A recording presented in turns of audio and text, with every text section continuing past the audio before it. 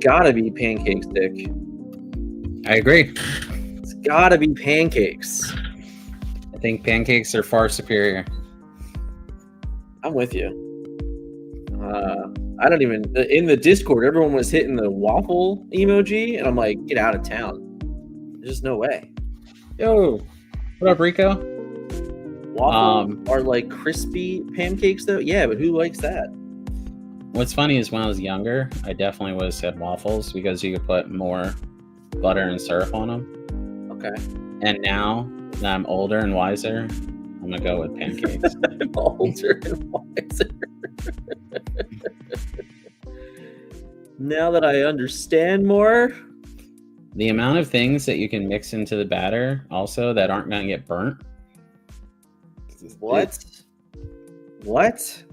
No. I'm from Philly. We're not putting cream cheese on waffles. Yeah, you're putting cream cheese on everything. That's basically your suntan lotion. No, that's not the same. This is an acceptable meal.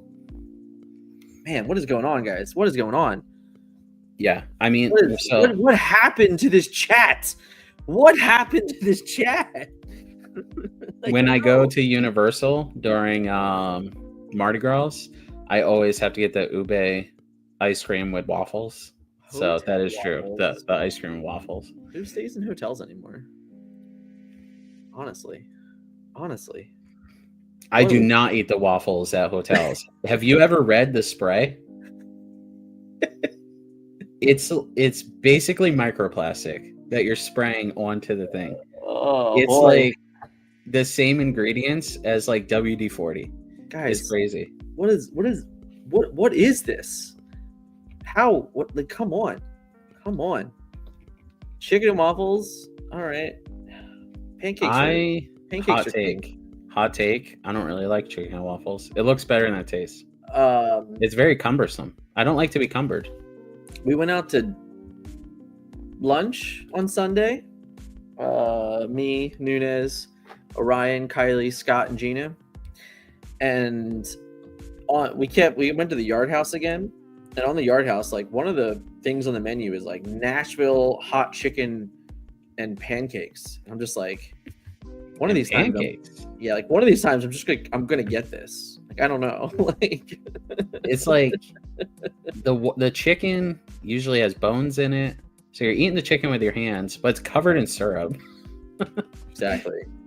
And then you're right, Ryan. They're all wrong. They're all wrong today. Like I said, I'm older, I'm wiser. You know, we have a young crowd. We have a young demographic here. Do we? I'm giving them an out. Do we? Actively making... Exactly. See? And by the way, this is Vince's question. And it felt like a good starter. You know, a good feels there. It's definitely got more comments than any Lorcana question we've ever asked. No, that's not true. That's not true. I think it's going to have a way bigger argument. It might be like more of an argument of like whether or not Fortesphere should have been banned, you know? See, he knows what's up. Like, yeah, that's great. Yeah, it's so interesting. And good for the brand. Bivens is a genius. So. He's good for the brand. Oh man, I don't know. How was the week, Vic? Huh? I did nothing eventful whatsoever. I don't even remember. I thought today was Friday. I was shocked. I was shocked when I was supposed to come up with things to talk about. I'm like, didn't we do that yesterday? Yeah, you didn't do any of it. So yeah. What? I sent you things. I sent you topics. I think Orion, Nunez, the rest of the Netify, they all came up with topics tonight. If any one of these things is something I suggested, I will say it at that time. I don't want to spoil anything now. I also go French toast. See, I don't like egg. So I hate when you go to a place and it's not like actually soaked like it should be. They just like dip bread in it, and then it's basically a sweet fried egg on the outside of toast. Yeah. But if it is a legit place, or if like I'm making it myself, I'll agree. French toast is pretty lit. Yeah, I'm an occasional French toast enjoyer. It's not like I can't go out to breakfast and get it every time, but every once in a while. French toast and pancakes, for that matter, are two things that are very easy to make metabolic. So, like, if you're cutting, they're great. Waffles, not so much, because it'll burn from all like the protein powder and stuff. There's Melissa talking to herself again. I'm eating dinner and went to put on the show. I told my husband, wait, I need to put on TFM, so either of them are trash talking. You know, it's funny. I'm always the one that's nice to her. But I'm the one that's nice to her, but who gets invited out on a Wednesday?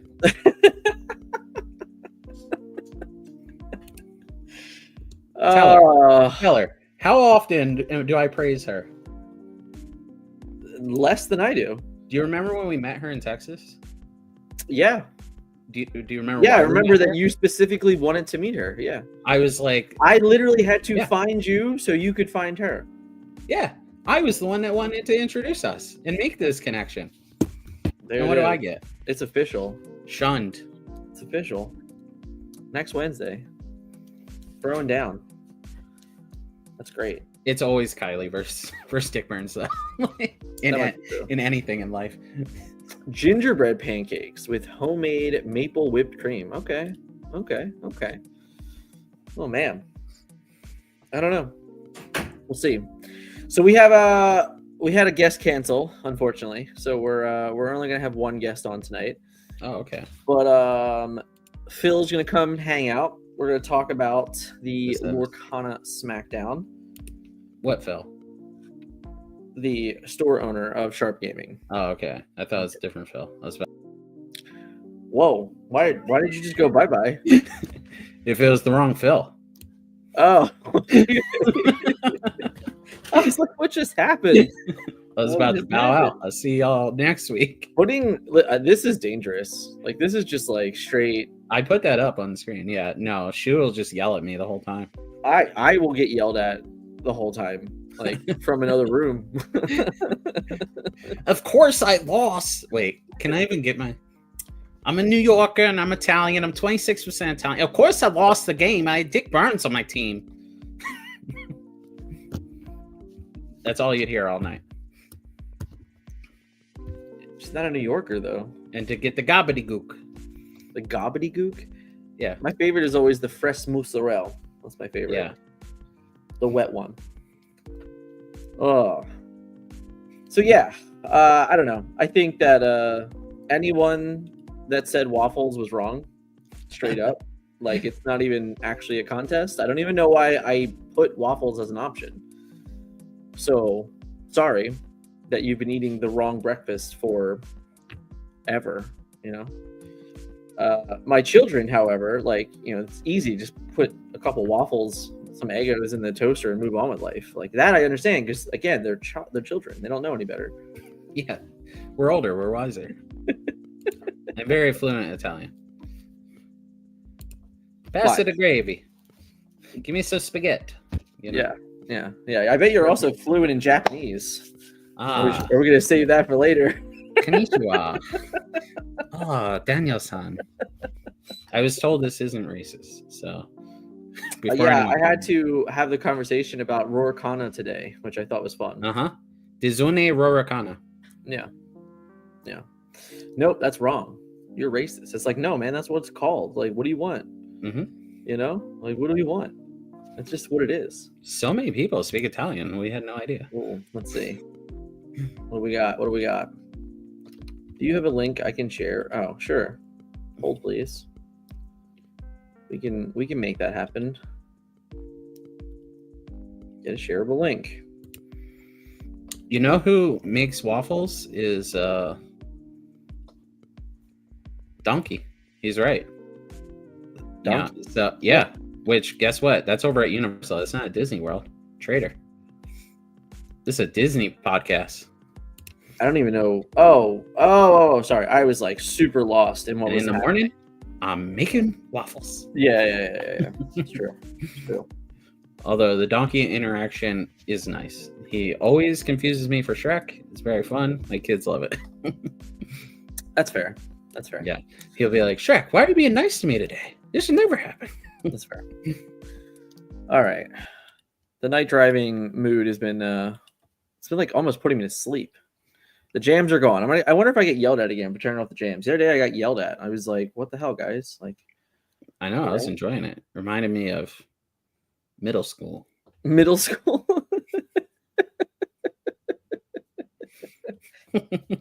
Oh man.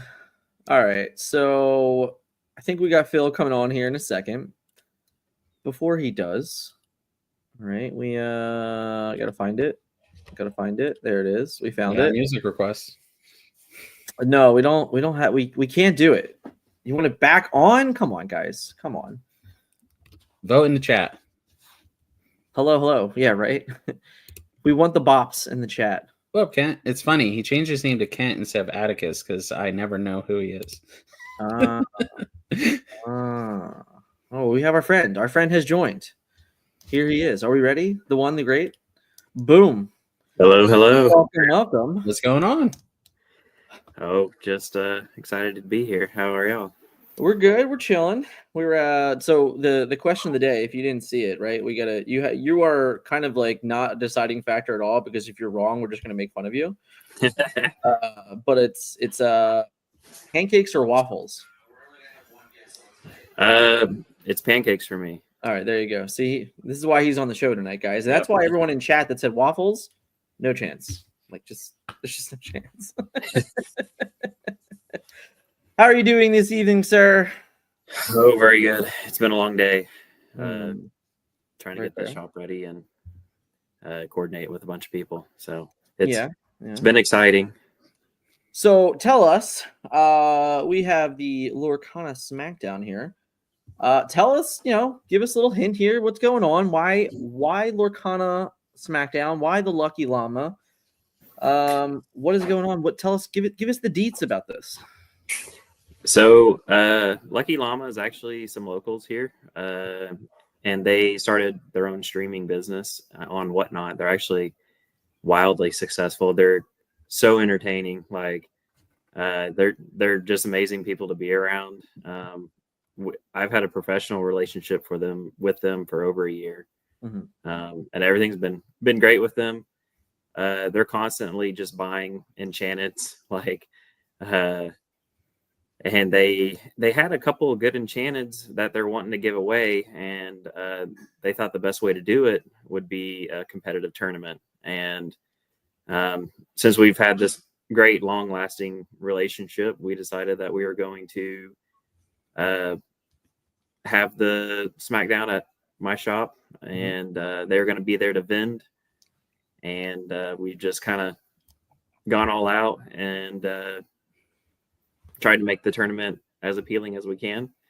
Of course, we're going to be live streaming the event, which I think will be a lot of fun. I've been putting in a lot of work for the shop, trying. Yeah. There's one of the. It's like super large. Hold please. There's one of the upgrades that we did. We went ahead and vinyled the wall of our arena. Yeah, this is beautiful. I saw the picture today. I was like, oh my, hello. My buddy Austin, who works for me, he painted that little triangle there, the gray area there, and he did an amazing job blending it. Dude's super talented. I didn't even know he could paint like that. Lesson learned. Yeah, this is unbelievable. This is so good. Yeah, no, there's a couple other pictures of it, Dick. I'll have to show them to you. They're really nice. So we are a week away. My bad. You're really look how big I am. That's what she said. Now, so we're a week away, and we got 48 players so far. You've made room for 400 though. That's a large request, sir. But the building looks awesome. I saw some of the schematics today. It looks like could be a lot of fun. What what's kind of like the intent for this tournament? Like what are we hoping for to kind of get out of it? I just want to have a good time. I want to bring, a spotlight onto Lucky Llama and my own shop, of course. I believe that they're great guys, and I believe that we've done a lot. And we're wanting to do more for the Lorcana community. This is actually like my 10th year in business is in May. So Okay. Every year I try to challenge myself to do something bigger and better.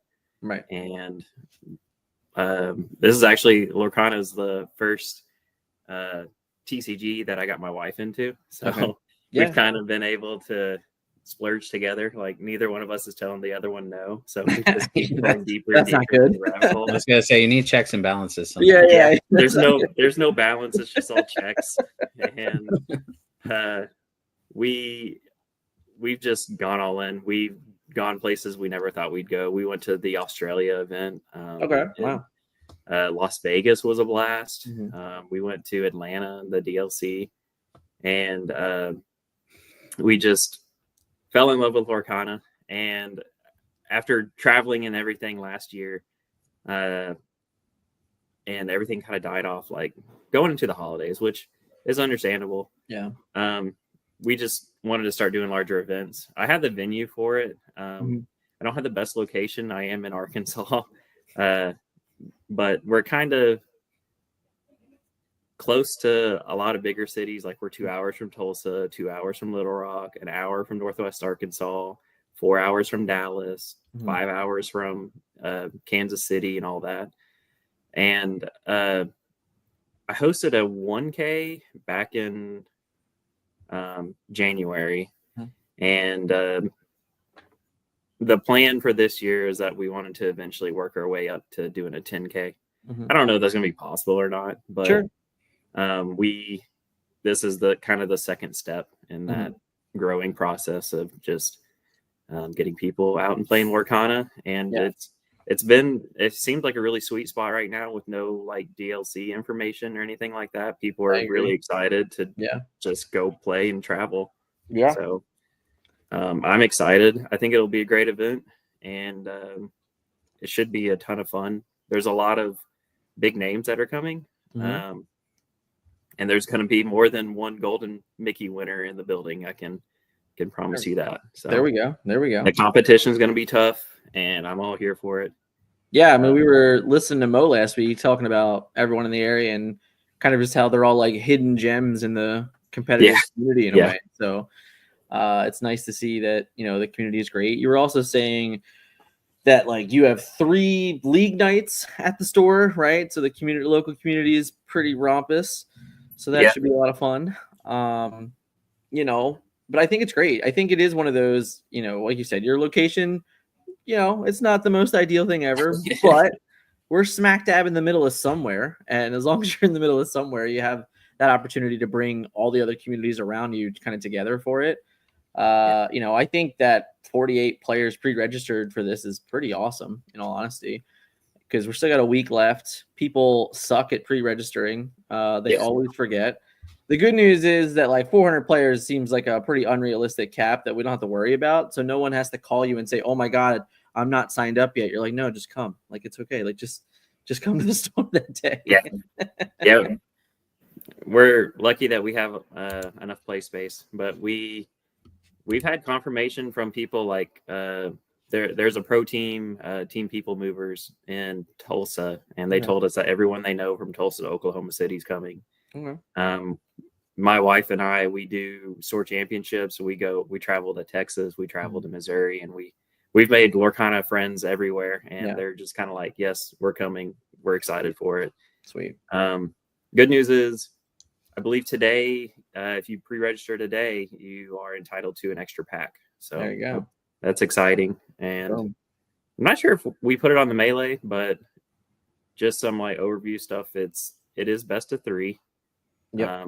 As much as it saddens my heart as a blue steel wheel player, the Hiram Ford Sphere ban is effective. And it's just standard, 50-minute rounds. We are thinking about expanding Top Cut to 16 if we get, 100 plus people. Okay. Just to kind of incentivize playing it out and not we're 2 dropping. Yeah, fair. But was there any like side events planned? Yeah, so we do actually have a scrub out tournament. Okay. It's going to be win a box, and there may be several of those depending on turnout. But if you scrub out really early and you want to wait on the win-a-box tournament, there will be several pack rush. They'll just fire at will. So. And then you guys do have a Friday night league, right? Yeah, we have. We actually played Tuesdays, Fridays, and Saturdays, where pretty much everyone in the area grinds. But it's a ton of fun, and surprisingly, Arkansas is one of the most competitive places for Lorcana. I don't know. It's really funny. Every time I talk to someone, they're always like, "This is the most competitive play." I don't listen. It's really hard to tell who is nowadays. Okay, that is true. That is true. There's nothing else to do there. Yeah. Gotta do something. Hunting, fishing, and playing TCG. So yeah, very, very fair. Very, very fair. Well, I'm definitely looking forward to it. Me and JDZ Quest come in on Thursday. We'll be there all day Friday, setting up for all the festivities for the next few days. So it's gonna be a lot of fun. I am super excited to meet you in person officially, meet the team, and really just have a good time. I think it's gonna be great. I think that what you're doing in general is awesome because we need more store owners that are willing to kind of take that risk and put themselves out there and just give Disney Lorcana players literally a reason to play Disney Lorcana in a time where we don't have a official reason to. So yeah, I'm super excited for it. Yeah, I think it'll be a lot of fun. And then I believe Mandy, she wasn't able to make it tonight, but she had be a big part. She had to go help, but she's going to be hanging out with us. We talked about Mandy last week. She's going to be doing our interviews. Okay. I'm old news. No, you're good. You're good. So yeah, Mandy, she did message me 10 minutes before we started. She goes, "Oh, I can't make it." I'm like, "All right, no big deal." But yeah, she'll be there. She'll be hanging out. For all those that weren't here last week, Mandy is Mo's wife. She is the owner of the captain or owner of Team Infinity. I might be both of those things. She's the boss. Yeah, she's the boss. Right, she's the boss. Exactly. She handles it all. She's the content creator, the manager. Yeah. She's doing an amazing job. Yeah. So I'm definitely looking forward to spending time, getting to know her a little bit more. She's gonna be doing the interviews, which will be a lot of fun. We were talking about obviously there's lots of time to kill during tournaments some days, so you need all the help you can get. So we are definitely happy to have her, and it should be a lot of fun. I'm definitely looking forward to it. Yeah, I can't believe it's only a week and a half away. I'm so excited. Yeah, I was literally in a meeting with JD today, and he's like, yeah, we got a few weekends. I'm like, no. Snuck up quick. You get on a plane next Thursday. He goes, "Oh shit, you right." One of those oh no, oh man. And it was one of those moments. I'm like, yeah, a lot. Hey, that's an okay word. We're okay. It's okay.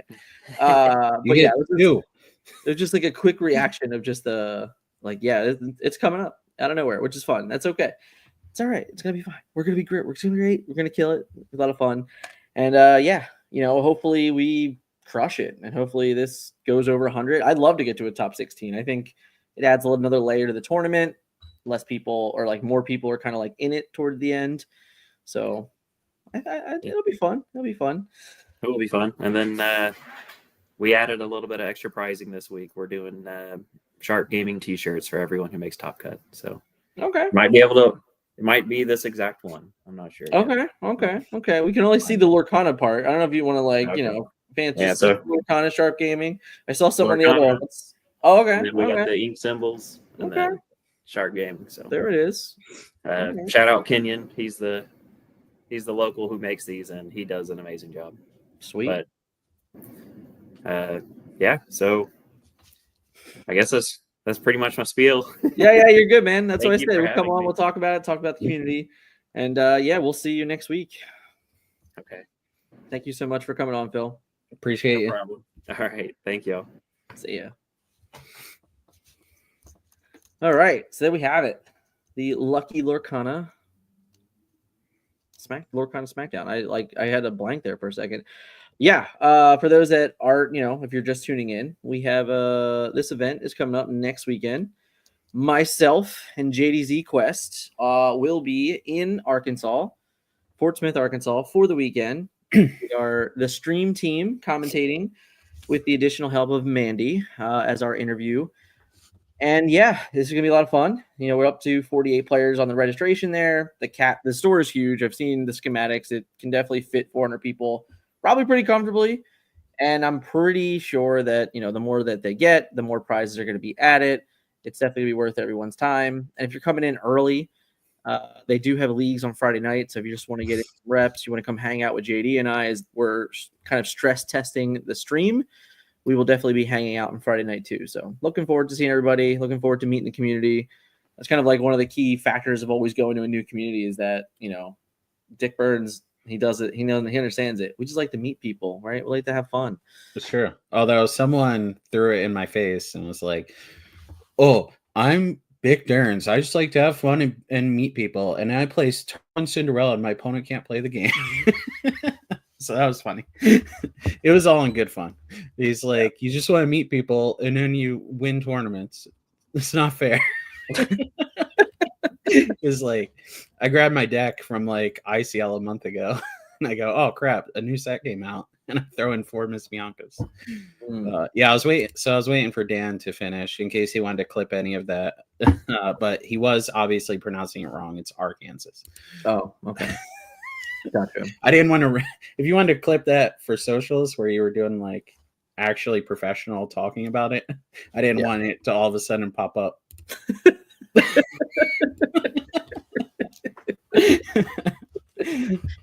Quite fair. Quite fair. Yeah. All right. Well, let's get into the stuff that Dick really wants to talk about. Do I want to talk about it though? I don't know. I think I've talked about it a lot today, and I thought everyone's responses, not everyone's, I thought most people's responses were garbage.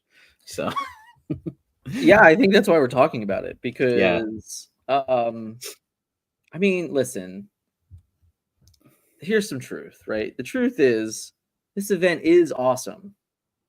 Okay. Like it is a good event. It's a solid event. It's weird, right? Like it's very different. So anyone that hasn't seen the post about the Japan Grand Prix, that's what they're called there. At least we think that's the correct translation. Yep.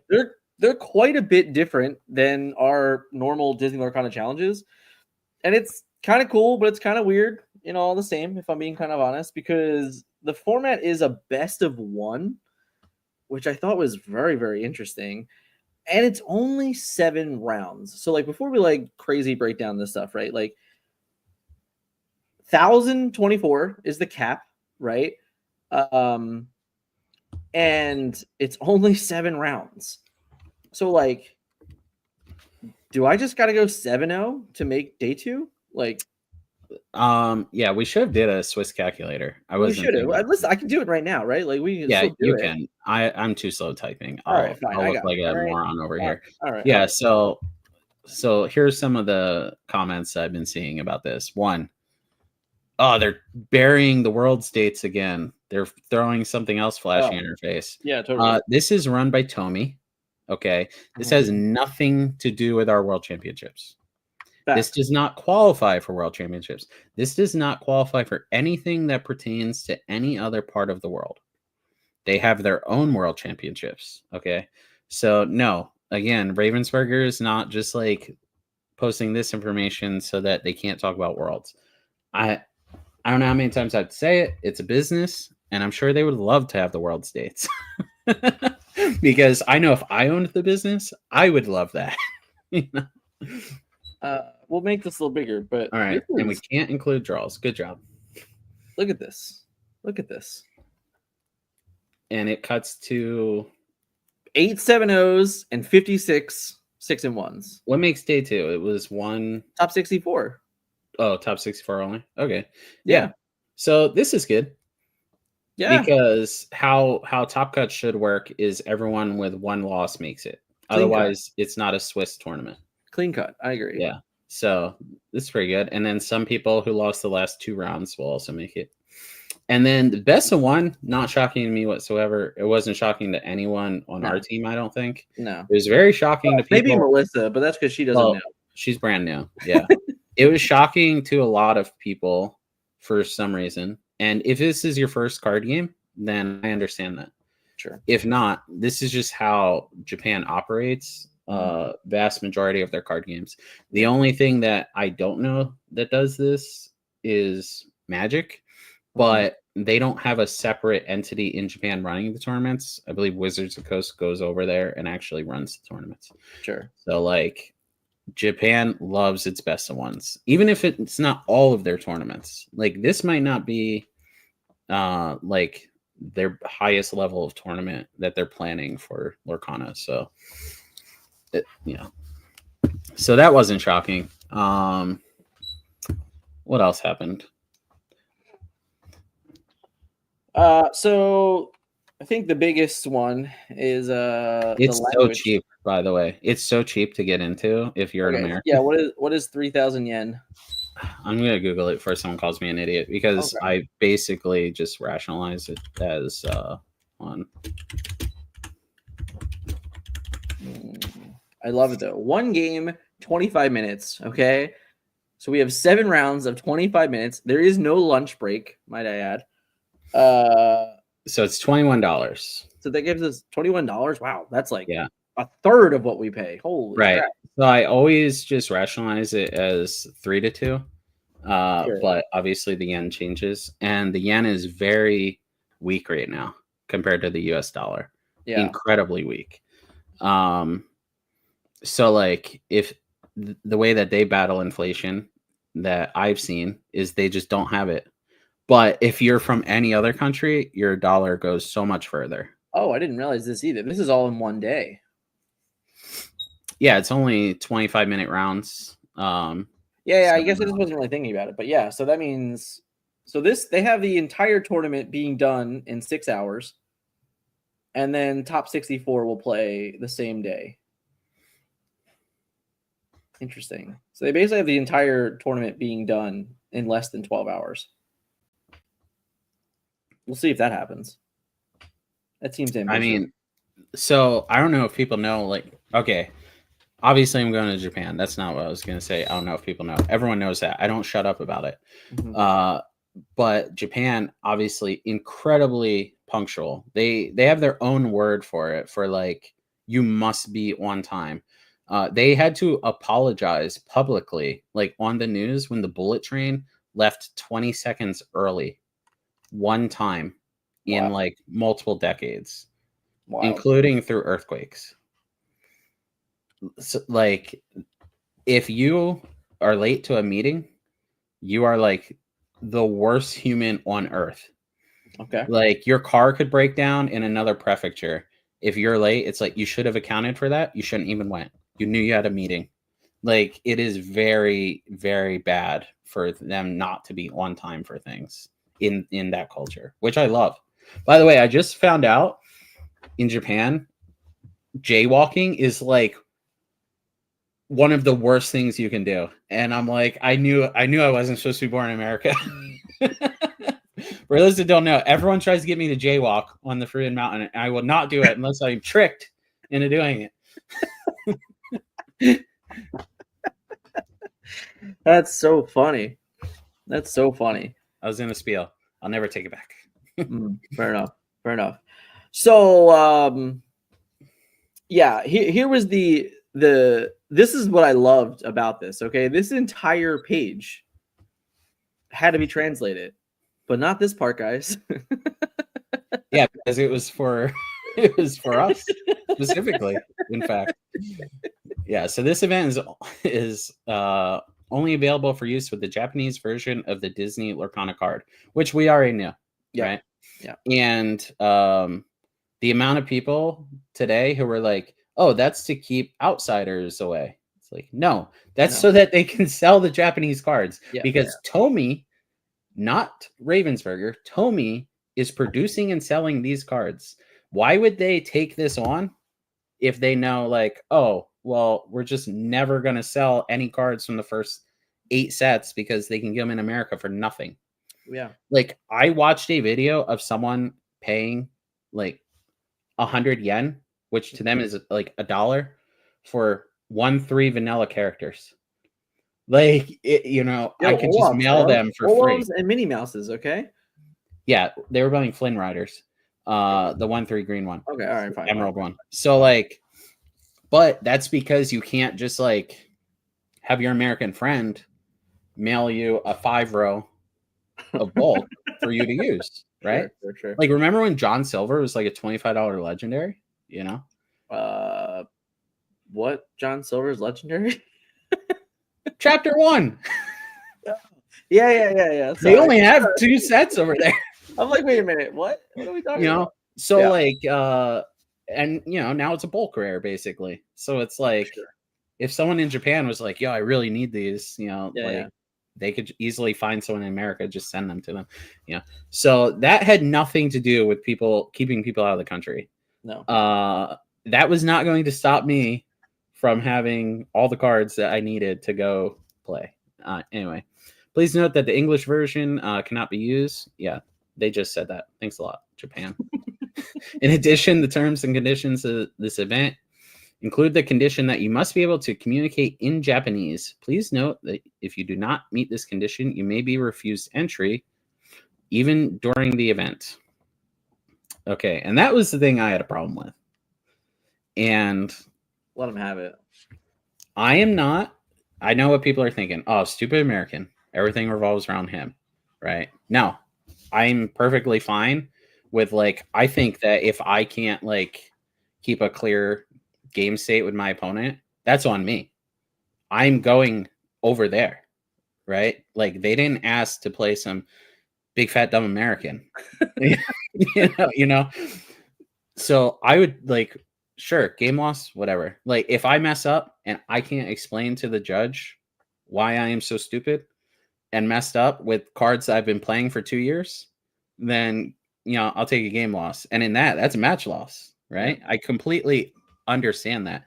But to just flat out say, like, you can't even try, like, you can't even start is rough. I think that if we did this, like, I think if Toronto said, can't speak French, even though how many French people live in Toronto specifically, or live in Canada, I think that there would be huge outrage, and I would be one of the people causing that outrage. It just reminded me of like, oh my god, people are gonna get so mad. It sounds racist. It just sounds racist because like I hate when like I'm talking to someone and like maybe at a Chinese restaurant, you know me, I'm there all day, and someone can't understand me, and then you hear someone, if you're gonna be here, you should know the language. And it's like, shut your mouth. But like, I just think that it's in bad taste, and I don't even like that in our rules you have to say everything out loud. Yeah, I don't like. Before, when we first got like the first ever rules update, you posted and was like, anything weird here? And I messaged and I said, I put like 10 things I thought were weird. One of them was that we have to talk, because like I've said it a couple times, use it as an example a couple times today. Like, I knew a pretty decently known Magic player from the Northeast who was deaf, and could not talk. And he played in Grand Prix. I believe he's played on the Pro Tour. He played in every Pro Tour qualifier basically I ever played in, unless he was qualified. And no one ever had an issue with it. So like, it seems really weird to exclude people who can't talk. And then, you know, I would go to Grand Prix and I would play people from all over the world. I played a guy from the Philippines. We could not understand each other at all, and we were laughing like the whole match. And then he had a pro player card, because you get one when you get on the Pro Tour, and he gave it to me. I don't know how many you get. I think you just get one. Like, and he had a great time. I was sponsored at the time. I was wearing my sponsored thing. He went and sold like all of his cards to the store that sponsored me at the vendor table, because he trusted us. Like, we weren't going to take advantage of him. Right. And, you know, what I had gathered was like, in the Philippines, these cards were worth almost nothing. So like, that was one of the big ways that people from other countries could come to America, because their cards were worth so much more money. So yeah, I have to read all these comments now. But I just felt the whole thing was very odd, and I'm not. The amount of people that I know are thinking like, that's against my rights. It's like, you have different rights. Like, we are lucky in America that we have certain rights. And I completely understand, as a foreign visitor, I am entitled to no extra rights than any other person that is going to be there. So like, anyone who thinks that I am entitled to, that I think I'm entitled to anything, I know I'm not. Mm-hmm. Like, I'm specifically cutting right now so that I can like not be a burden in this country that is not made for people my size. Sure. Like, I'm at the gym every night. So yeah, it was pretty early this morning when all this news came out, and I was just like going through it, translating it, reading it, and it really did make me laugh when I got to the bottom, and I'm just like, what now? Yeah, I mean, like, the idea that you can't even like go in the room, like they might not even let you in the room, is kind of outrageous. I think that is again, like, if we did this, like, if we literally said in Seattle, you can't speak Spanish or you can't speak French or like whatever, it would have been an outrage. I have a great thing about that, because I saw a lot of that, like, about Mm. speaking Spanish specifically. I remember when Two-Headed Giant was a Pro Tour qualifier format. Mm. Me and my teammate were playing against two Spanish-speaking people, Yeah. and they were speaking Spanish. And so I asked the judge afterwards, I'm like, are we allowed to speak another language? And he's like, yeah, if you don't know Spanish, that's what you get for being stupid. Like, that was the judge's response. I was like, okay. So the only background I have in any kind of tournament setting is Magic the Gathering and poker. And like, on poker websites, you were not allowed to speak anything but English. You would get like a 1-minute timeout if you wrote something in chat in another language, which is crazy because it was all over the world. So like, English speaking was probably the minority in that. So like, I mean, I don't know, not necessarily in poker, but yeah, I hear what you're saying. I just figured in averages, but yeah. So like, in Magic, I could play with anyone. No, I mean, I think that's the point, is that we've come from games where this is just not uncommon. Like, we've talked about this before. I remember when they first made the rule about the ink and how you should leave it face up until end of turn. And we literally have both said, like, yeah, that would be the perfect way to communicate with your opponent that your turn is done when you flip your ink over. Yeah. And it's like, that is not a part of the rules, unfortunately. Like, it is, but it's not really enforced. And I still see every person under the sun put their card in their inkwell, turn it immediately face down, and then 3 seconds later go, did I ink this turn? Yeah, there's a reason why you should just leave it up. Like, it's just that simple.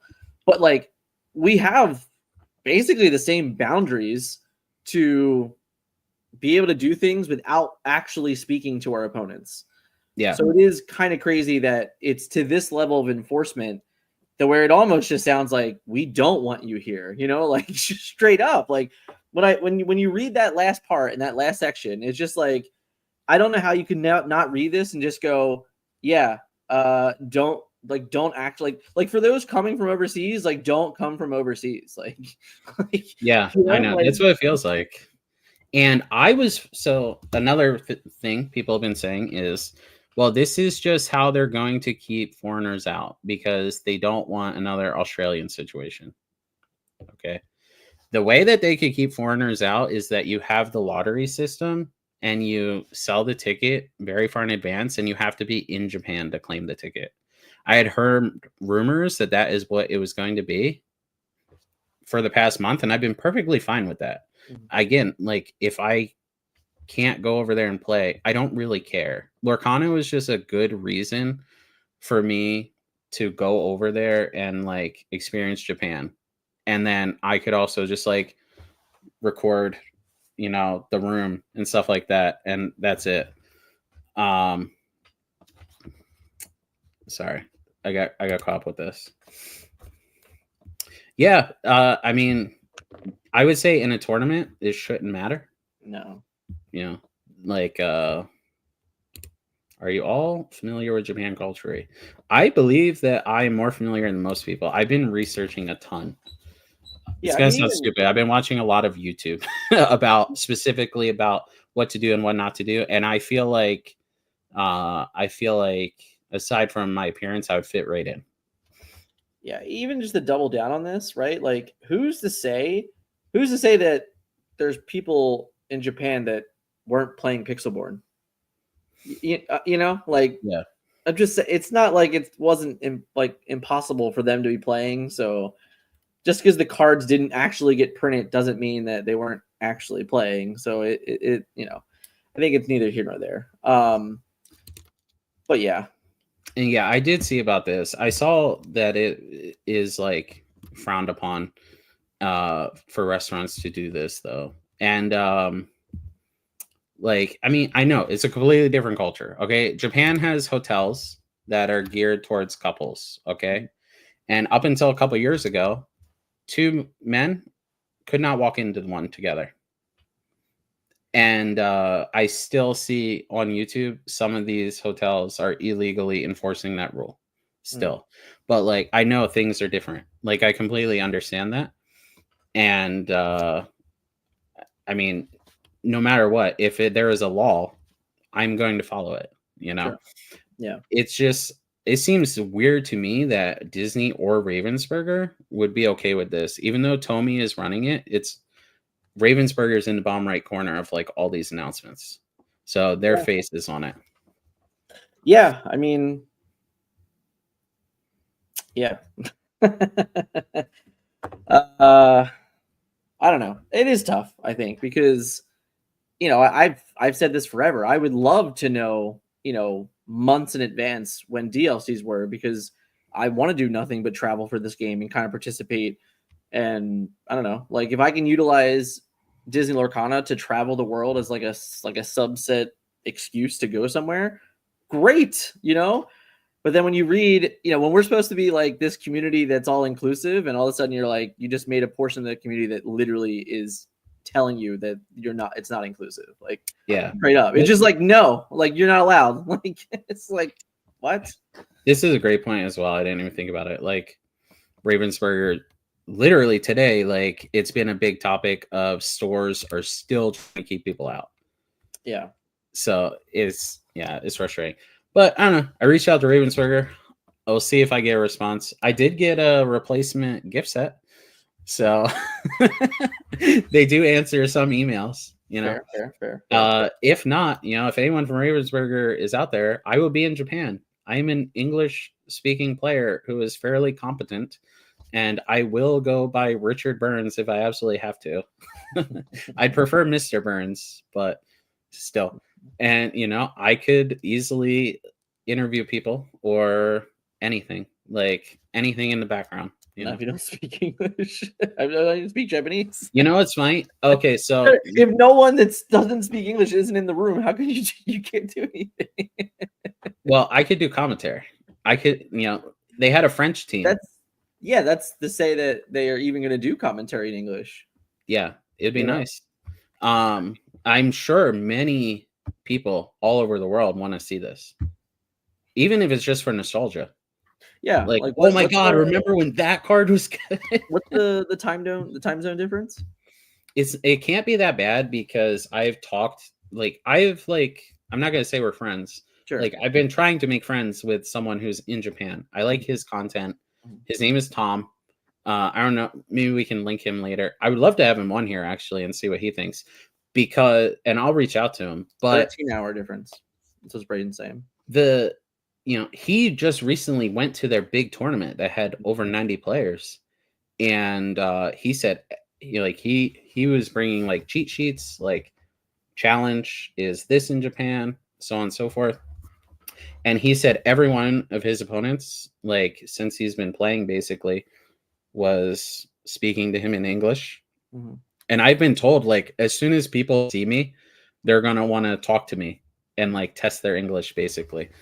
And he did say that like his Japanese is not that great, but he lives in Japan. He said like he wanted to make a judge call but couldn't because he didn't know how to explain it in Japanese. So like, is he also excluded? Yeah. Which is like so messed up. Like he's been waiting for this game to come out for 2 years. Yeah.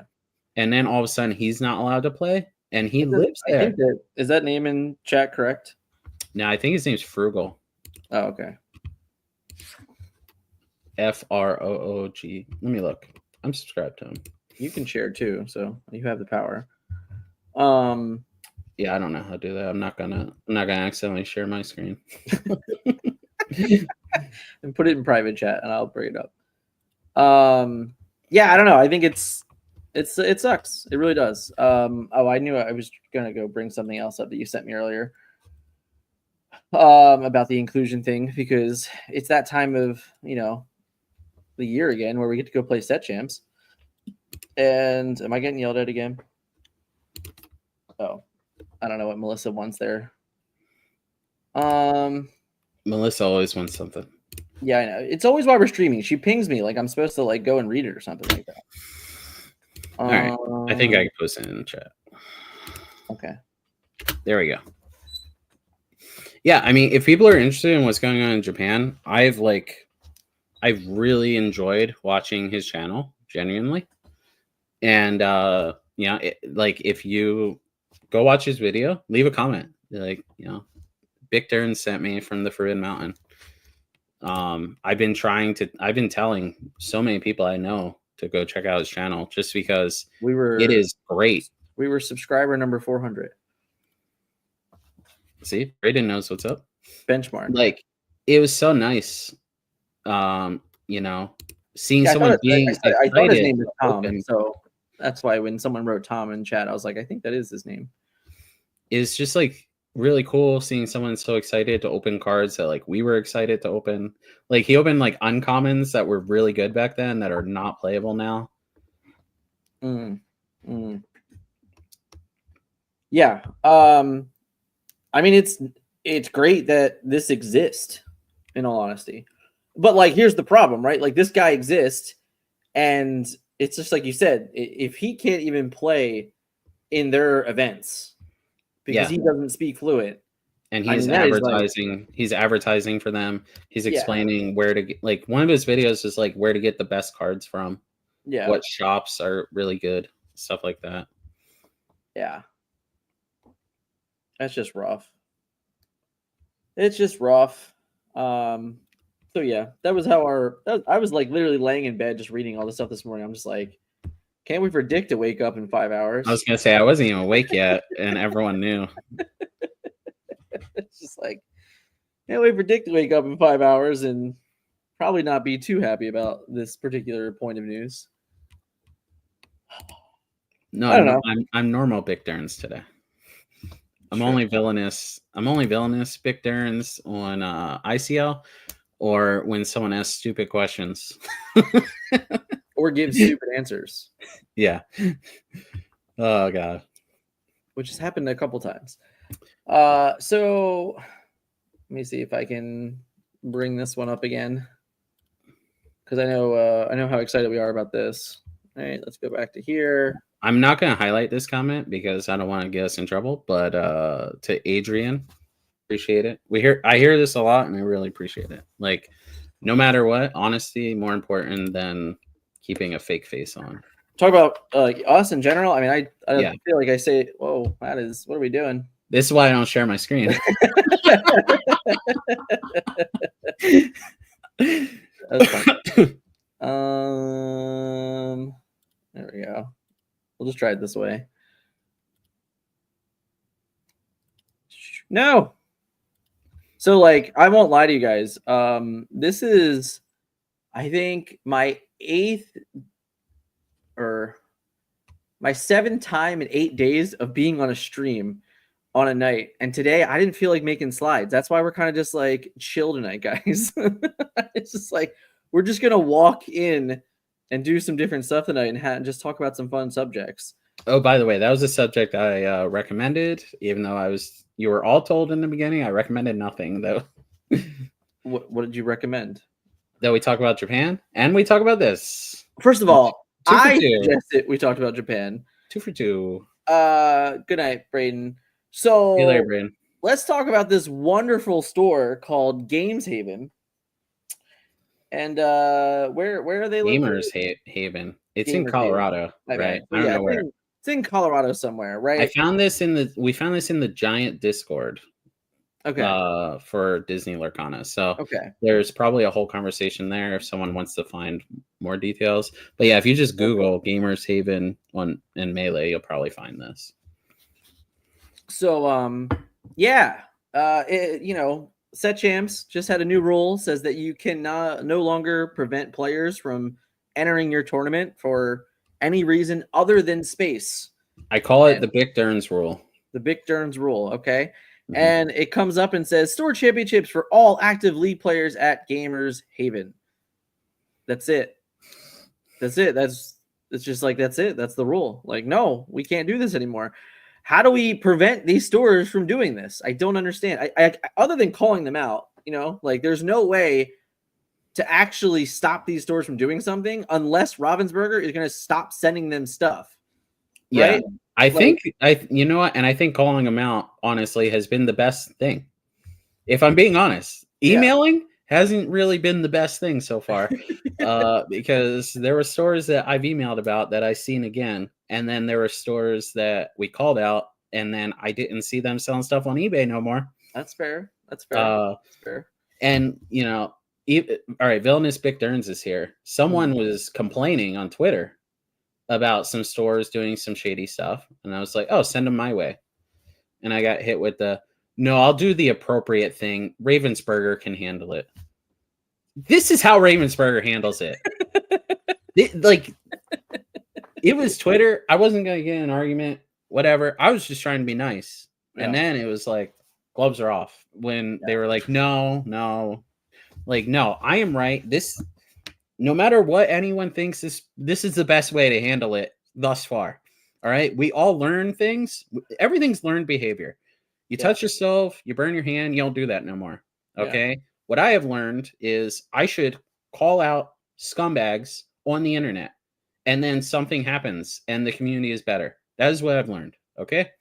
So yeah, just like sending I'm going to send a strongly worded email. No, send it my way. Like, this is literally the process of getting the things fixed. So I either think you were lying to begin with, and that there was no store, and this was a fake scenario, or I think you don't understand how the world works. One of those two things has to be true.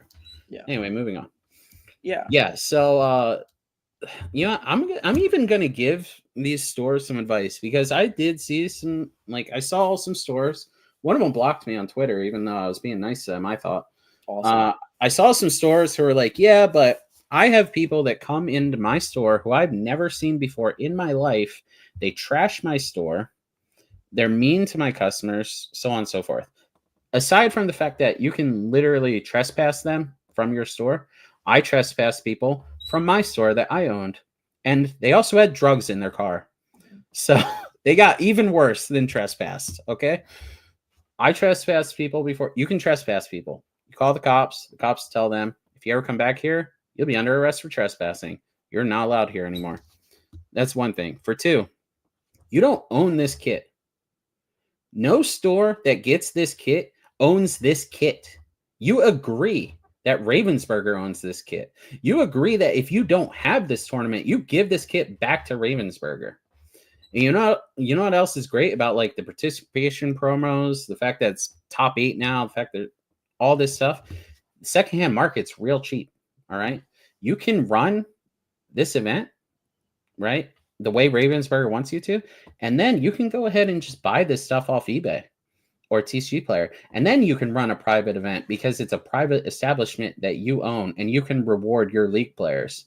And if your answer to that is, well, I don't make enough money to go ahead and buy this stuff and just give it away to my league players, well, then maybe your league players weren't that great, and you should accept the money from the people that are trying to give it to you. Ding, ding. I love this Dick Burns. We need more of this. Where's this been? All right, we got to bring the fire back. There's only like so many things in life I'm passionate about. Rule One of breaking them is is one of rule them. following. But that was a joke. But one of them is making money. Yeah. Like, I just don't understand that the stores are being handed money on a silver platter. Like, here, we will give you this expensive stuff. All you have to do is have customers in your store who might buy things from you. And you're like, no, I want my normal customers that don't spend any money. Yeah. And if they do spend money, reward them in another way. It's so funny. You're taking me back to a time many, many moons ago where, we were looking for a place to play World of Warcraft. And, we found this other store that's nearby. And we went, we showed up, and it was like 4 or 5 of us that would like started going to the store. And it was like, like, all right, cool, this is fun. And then we came in the one weekend and the guy was like, listen, my community is a little upset that you guys have come in and kind of like started winning. And I'm like, okay, what would you like to do about that? And he goes, well, like, they're like, they've been coming here for a really long time. And I'm like, okay, well, I've been coming here for a month and I've never seen them spend $1. Like $1, like not $1. Like they don't even buy a pack. They don't buy sleeves. They've been using the same crappy binder for the last 5 years. Like, what have they ever purchased from you? He goes, well, that's not really important. I'm like, oh, so you just want people to sit in your store for free and then you're going to complain to me that you don't make enough money?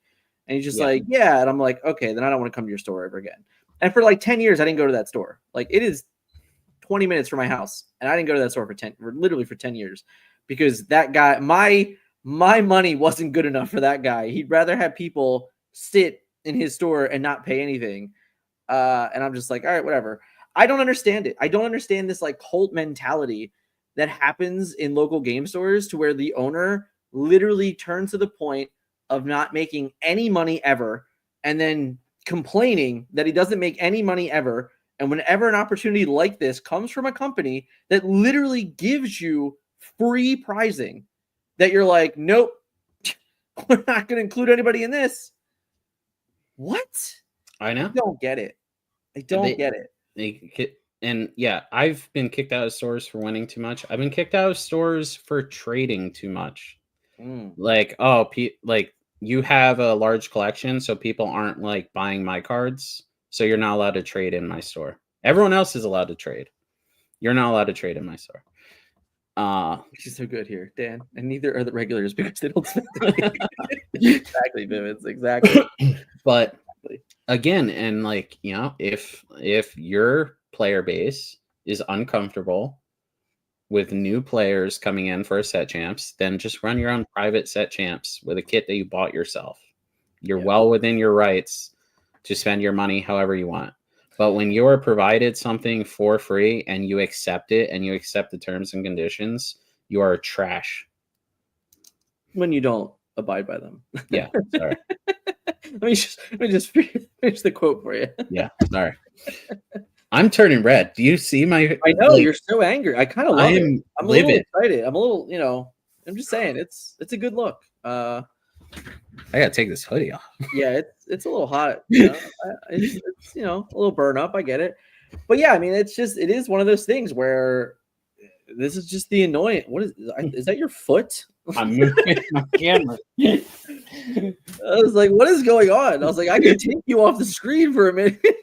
No, you never know when the shirt's coming with it, and people don't need to see all my tattoos. Oh, all right. That's real bad for the brand. But yeah, I mean, like that's just it actually blows my mind. I'm turning violet.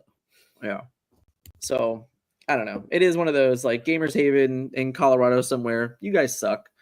And I hope you never get another League kit. I mean, I really it sucks because I don't want the community here to be like punished for the store's decision. But if they're also kind of being like, oh, don't let anyone come and play, well, then I don't care about you guys either. If I'm just being completely honest, like if you're just part of the problem, if you're telling the store we're not good, and like that's what I heard when I was at Stitch Set Champs. We're not good enough to win, so don't let Dick play. Yeah. And up until a month ago, I still heard complaints about events I won during Stitch Set Champs. I told you about them. I was laughing. Yeah. We got to catch up on some of these questions. Well, one was just Melissa. We can catch up on that later. How do you feel about the Japanese set champ info that came out today? Super weird. Should I bring It that all back looked up? it all looked fine to me. But it's weird. It's different, right? Like, so like they could only give out one Stitch. Yeah. Well, I think it is kind of insane that like Colby was playing in like 64-person set champs. Yeah. And then some people were playing in 8-person set champs. And like I mean, half the room got a $500 bill. So I understand. Okay. And if we didn't get to experience how great it was here, we wouldn't even think anything of it. I mean, I don't know. In my opinion. I can't think of a game that I played that was like, oh, if there's only 8 people here, we only give out one of the things in the kit. Or like if there's only 16, we only give out 2. Like, yeah, I understand it. Like if this was an official, like literally like an officially run thing at a side event at a DLC, I could kind of understand it. Yeah, it's weird because they're gonna have to mail the kits back. Like they're gonna have to send them the max amount. Well, that's the other question. The question becomes like, can I run multiple? That'd be interesting, right? Like if I run my store and it's only 8 people show up, like can I just run another 8 like the next week? This is a question for Tom. I mean, also their mailing service, phenomenal. You know, like you're getting a package and it says you'll get it between 8 a.m. and 8 p.m. Mm-hmm. Apparently, they will give you a 1-hour window that you pick. Mm-hmm. Like, anyway, let's see what do they do in Europe when every country has its own language? /sarcasm or /languages? I'm bad with internet. Languages. Okay. Languages. Is there a multi-speak requirement? Yeah, requirements. There is not. No. It's just Japan. It's just. I think people are just rational. Yeah. Yeah. I did have like a unfortunate situation where someone was speaking French to someone else that was standing next to our game. Yeah. And I'm like, I feel weird. I don't know if they're talking about our game. Yeah. This is definitely, this can, and you know what's even worse? Now, granted, if you're playing a game, you're not supposed to have any outside conversation, period, right? Yeah. So like that's almost like I can call a judge just for that in a way, but it's also how like simply innocent it can be. Like I think about when I was at NACC and I was playing against this guy from Montreal. Our game was already over, right? But we were still playing just because we were playing the game. And he like his friend came over and they just started talking right away. And it's very easily that like this is just, you know, like just a free flow innocent conversation. Yeah. But you know, when you have no idea, right? Like you have no idea what they're saying. It's like, oh, how do I not call a judge? Like, you know, like it seems very possible that they could have came over and said anything in accordance to our game state. Like, how do I know? Like, you know, so yeah. And here's 2032 is when we're gonna get the challenges. AJ reminded me what year I have to say tonight. Let's see. What does this one say? This is what I'm thinking. When I was in Germany, it was only German. They did not let me play Magic the Gathering. I have not experienced that in Germany. My friend Christian Calcano needed like 2 more points to lock up Player of the Year. He went to Germany, had no issue, did not speak German. I know in Germany they would not give out cash. When you won $10,000 of booster boxes. You had to fly home with. That's a lot. Or sell to the vendors for whatever they would give you. That's wild. Yeah, that was a huge controversy when I played, but this was 9 years ago. The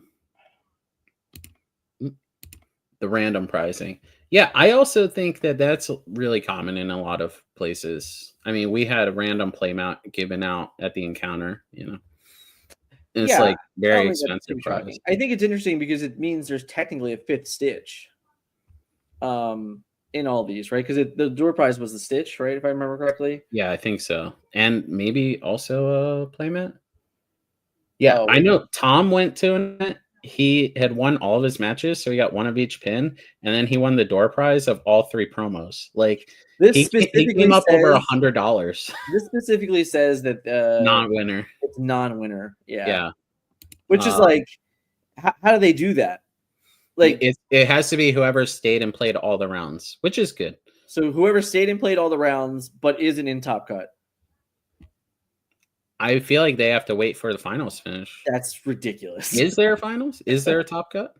Oh, you know what? No, there isn't. That's right. It's Okay. all Swiss. It's all Swiss. You're right. You're right. I hope we don't go to a lottery system. So, Japan, everything is a lottery system. So I've been watching Abroad in Japan, and he makes a lot of videos about how amazing he is living in Japan. He's lived there for 10 years.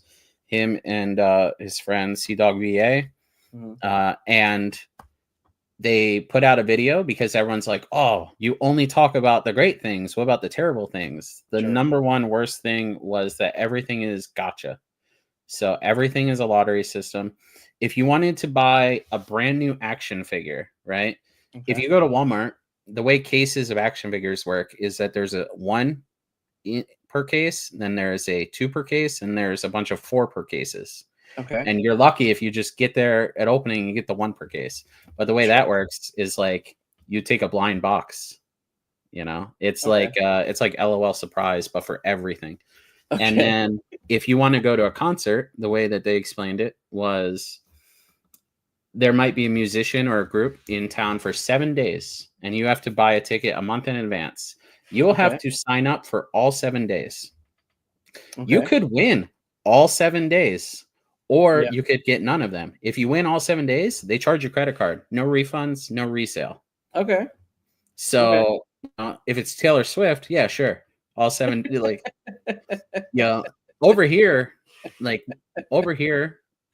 it could be, you could think of it as a problem, or you can think of it as much better. If you want to be in that room, you're going to be in that room. If you got $5,000 to blow, you're going to be in that room, you know, but a lot of things are very frustrating over there. Like, I don't want to link to all kinds of stuff, but I've been watching Abroad in Japan to learn a lot about the culture, and it's been very helpful. Let's see. This one. Are we going to do a whole set season without DLCs? What are you talking about? We've done 2 already. I was going to say we have. Yeah. We already did this. Was there a DLC for Azraid C? No. No. What was it? Well, like, I don't know if you... Oh, wait. Actually, there was. I'm sorry. I don't know if Nationals... Well, Australia. Australia, yeah. Yeah. But that was, again, like, that wasn't run by the same people that run here. Ravensburger was in charge, but there was a whole different team doing it. Yeah. Yeah, it was. There was not a North American or EU. All right, you got me. But no, I don't. I mean, what are they going to do? Announce it today, and then it's in 5 weeks? Yeah, it's rough because, like, I see a lot, like, a lot of people criticize it, as they should, honestly, when you have Disney money. But I mean, it's not even about the Disney money at this point. It's just even if there isn't a confirmed thing, at this point, which I don't think there are, just some type of like wish board, like just literally anything that's saying like, hey, this is what is going on in 2025. It is now April.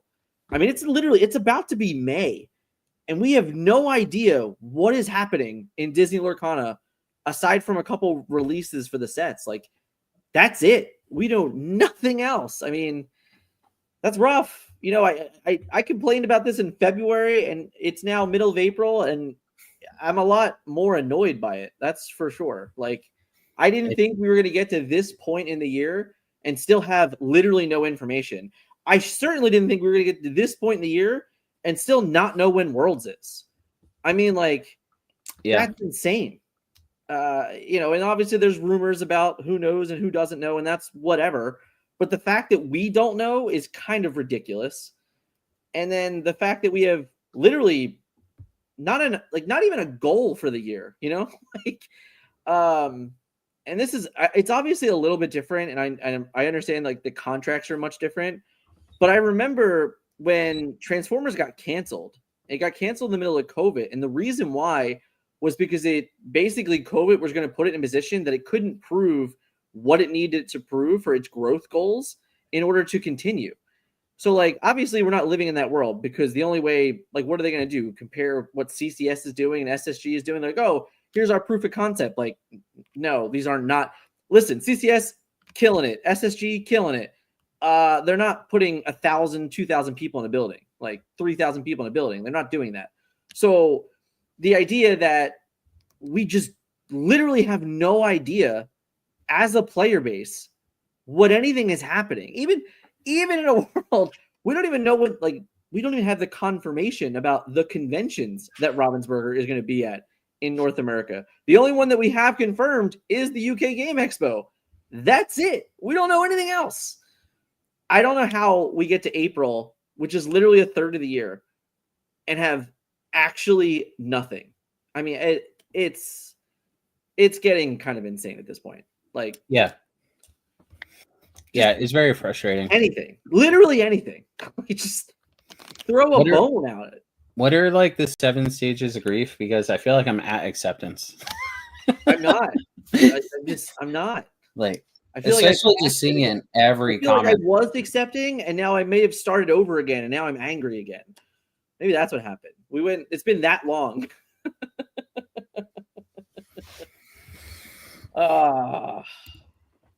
This? I was clicking. No, this doesn't count. You're wrong. Yeah, I agree. The LCQs don't count. Doesn't count. So I think this is great. So he's saying like stores actually work together and like want players to come in. That's fantastic. Yeah. Stores should literally just be like, hey, like we know what's up.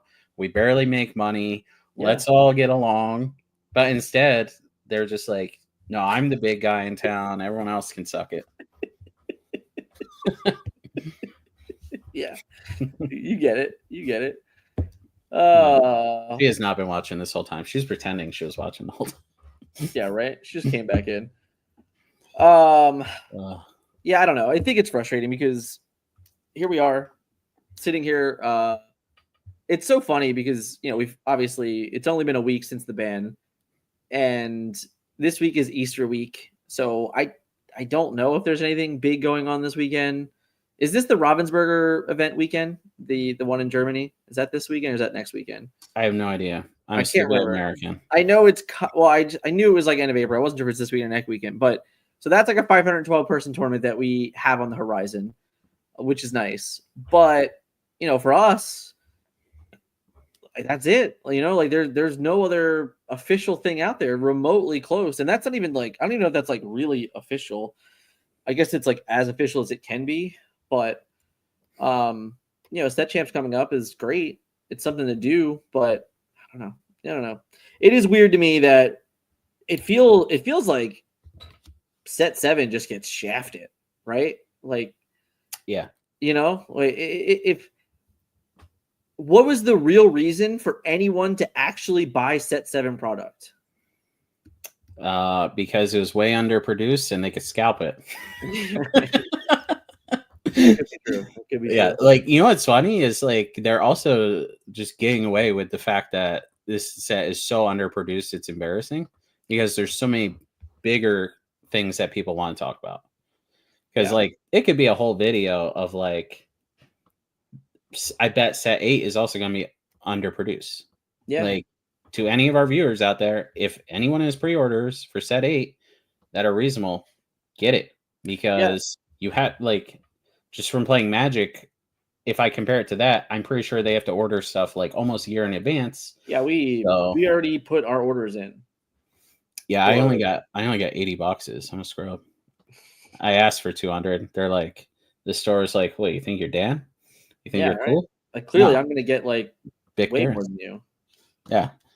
But this store takes credit cards, so I ain't paying for nothing. I'll have a month to pay that off. Fair. Right. Yeah, I don't know. I think it's weird, but it is like you said, like the idea, and we talked about this a little bit after like a few weeks after set 7. But now you're talking like a month, like 6 weeks from it, and it there was no second wave. You know, like there was no like, oh hey, here's more for your store. To our knowledge, you also like the stores aren't getting any for their set champ kits either. Right. I know. So I'm not going to call out what store by name because locals watch me. Yeah. Some stores were smart enough to sandbag it. They kept back their pricing for set champs because stores knew immediately there was no restock. Yeah. All stores knew. How much is it around you? Because around me, if a store has it, it's $167. Wow. Yep, $167. Even on TCG Player, it's only $150 if you buy a case, like $150 per box. Yeah. I have 6 boxes in my store for $118 each, thanks to doing well at SSG and people I knowing doing well at SSG. Yeah. Yeah, like $120 for it is like a steal if you wanted to open the product. The best that I know of in the area is $125, and they are not. There isn't many. There's a very, very limited stock of them. Katie doesn't even know the lore. We grew up together. We're childhood best friends. We were both born and raised in North Carolina. Dan moved up to Philly to find his 26% Italian wife.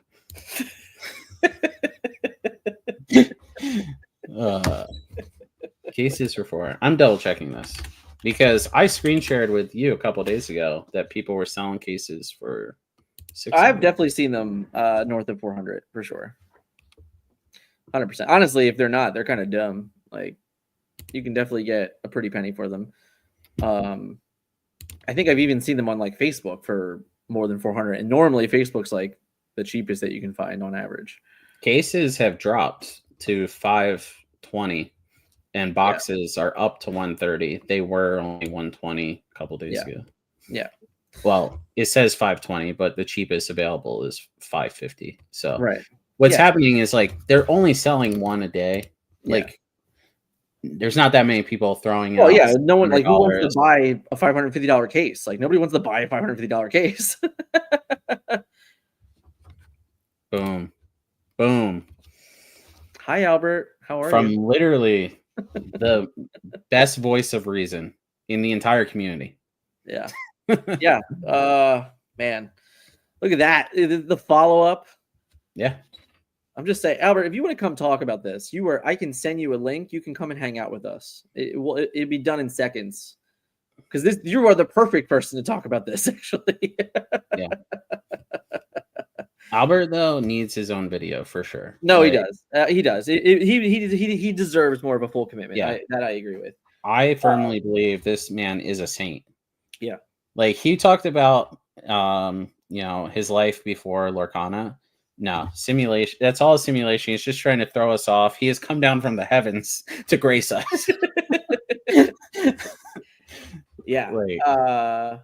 There's definitely a couple things in episode 1 that I'm just like, man, this information's phenomenal. But yeah, I don't know. What are you gonna do, right? We're sitting here. We have nothing to do. We have nothing coming up. Well, I have stuff coming up, I guess, and you do too, but like not really, right? We had to like force those things into existence, you know? Yeah.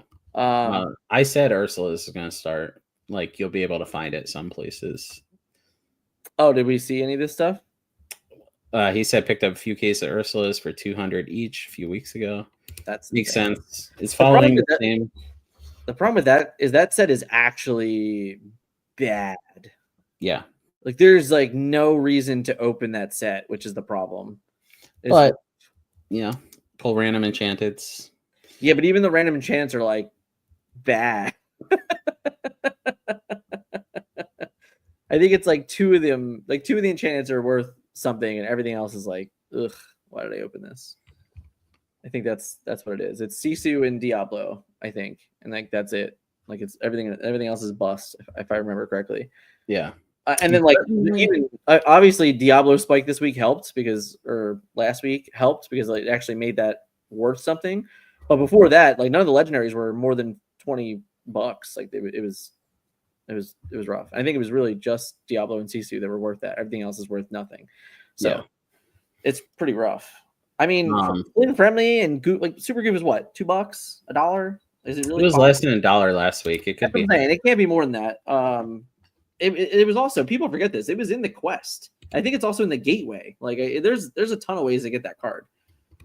So Sisu's still $20. I'm shocked it didn't go up. And Diablo's down to 36. Yeah, he spiked it like 45 this week. After that, you've got the Queen at $4. Yeah, exactly. Little Sisu's $1.50. Frenemies $1.50. Yeah. We need to actually make a video on how to act. 20 cents, super goof. Yeah. Yeah. I need to make a video. I'm going to make a video because people around me need to know this information. A lot of people actually don't know how to read the information on TCG Player. Sure. And if you are looking at the market price, you are most likely looking at the wrong price. You're getting robbed. Yeah. If that is like the only way that you are trading, as long as everyone's in good faith, it'll all come out in the wash over however much time. If someone is not in good faith, that's not good. I can't believe she commented. Like, what does this even mean? Like, what does it even mean? Like, what does her comment mean? It's a joke. All right, it's sarcasm. My bad.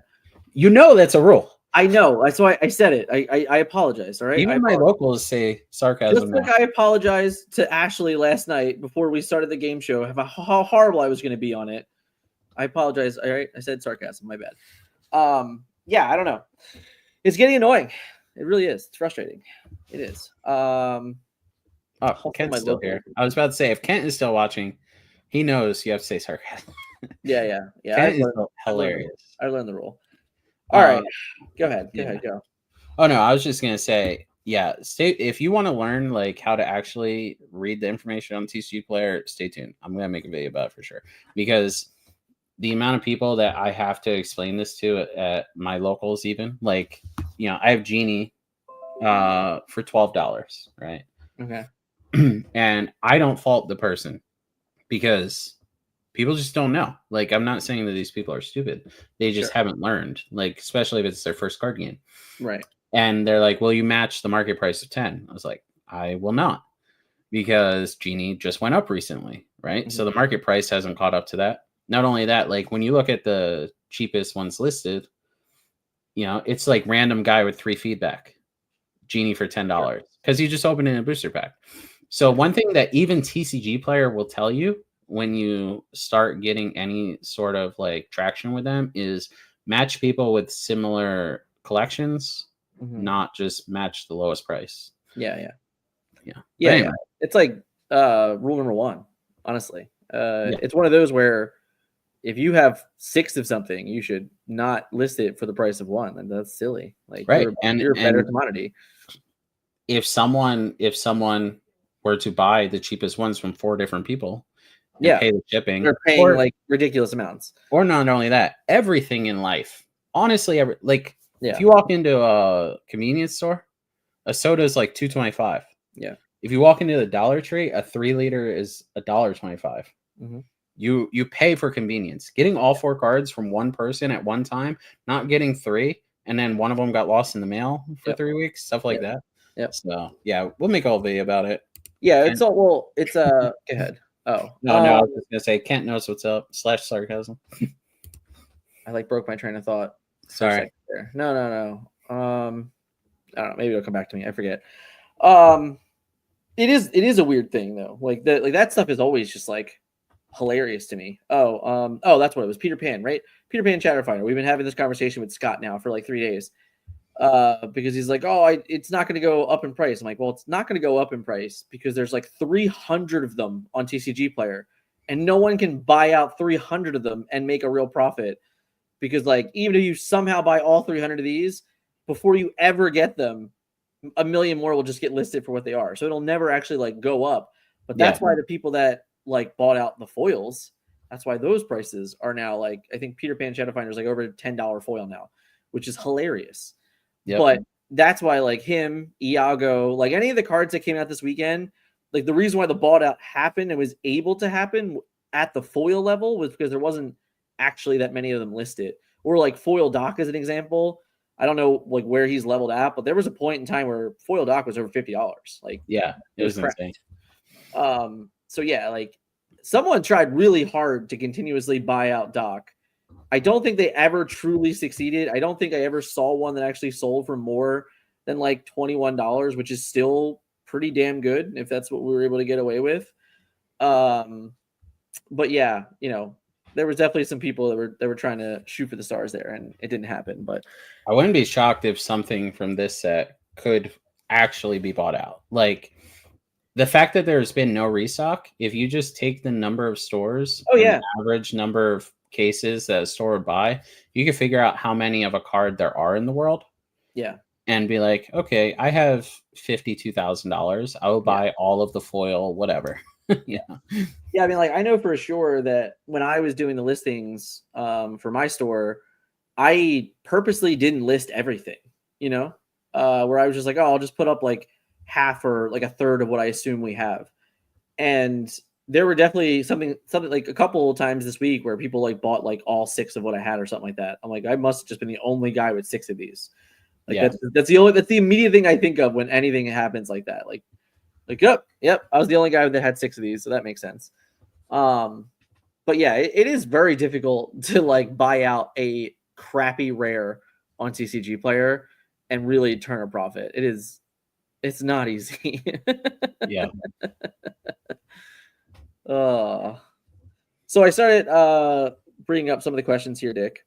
Okay. I don't know if this question we can actually fairly answer. This is definitely one that we probably need a Scott Landis for.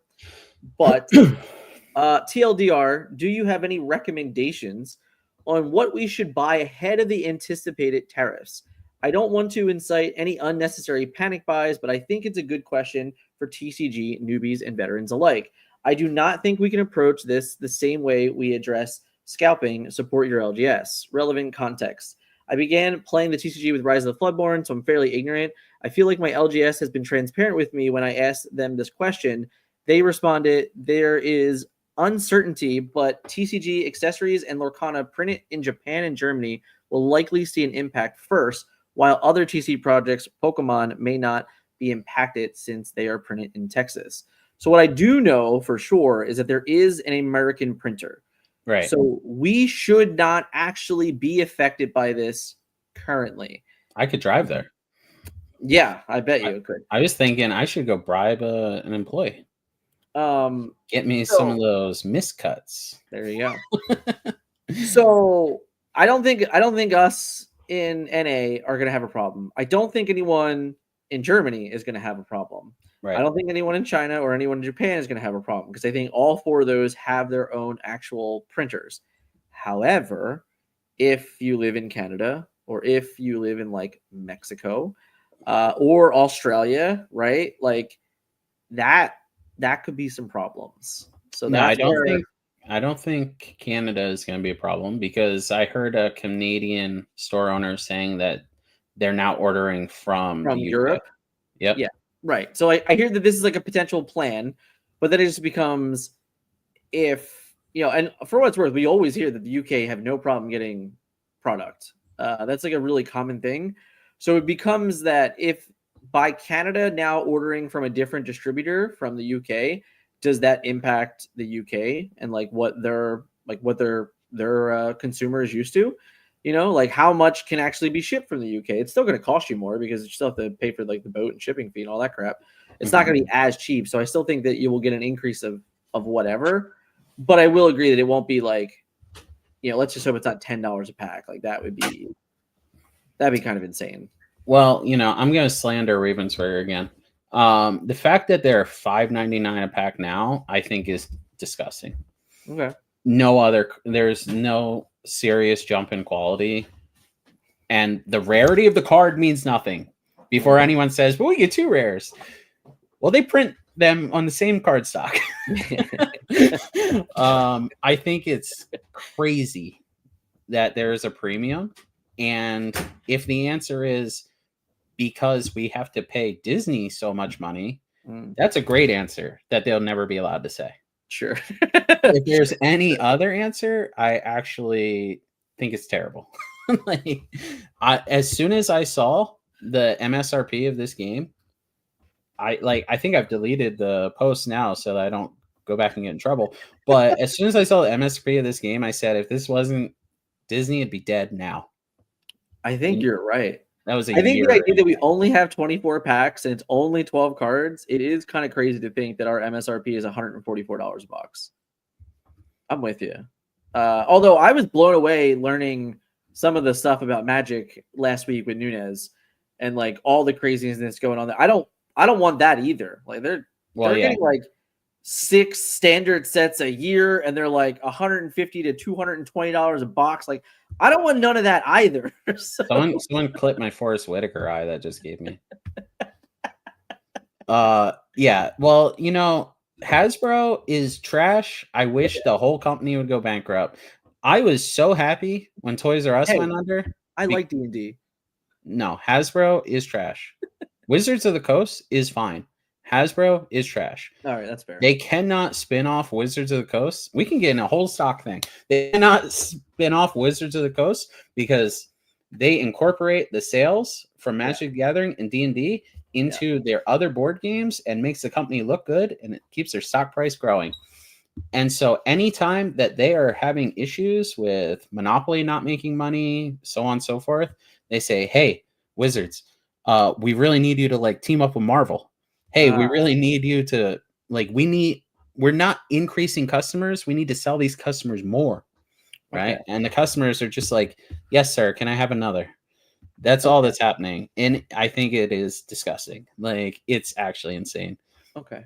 That is what's happening with Magic. Is they're just getting we're gonna have the realest question now. Wait, I have one more thing about Wizards. You can keep this up so people know the next question.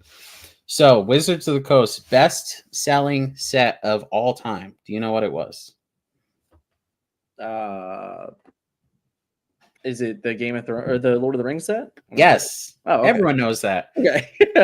I didn't time. play it. I didn't buy a single pack, but I had to guess.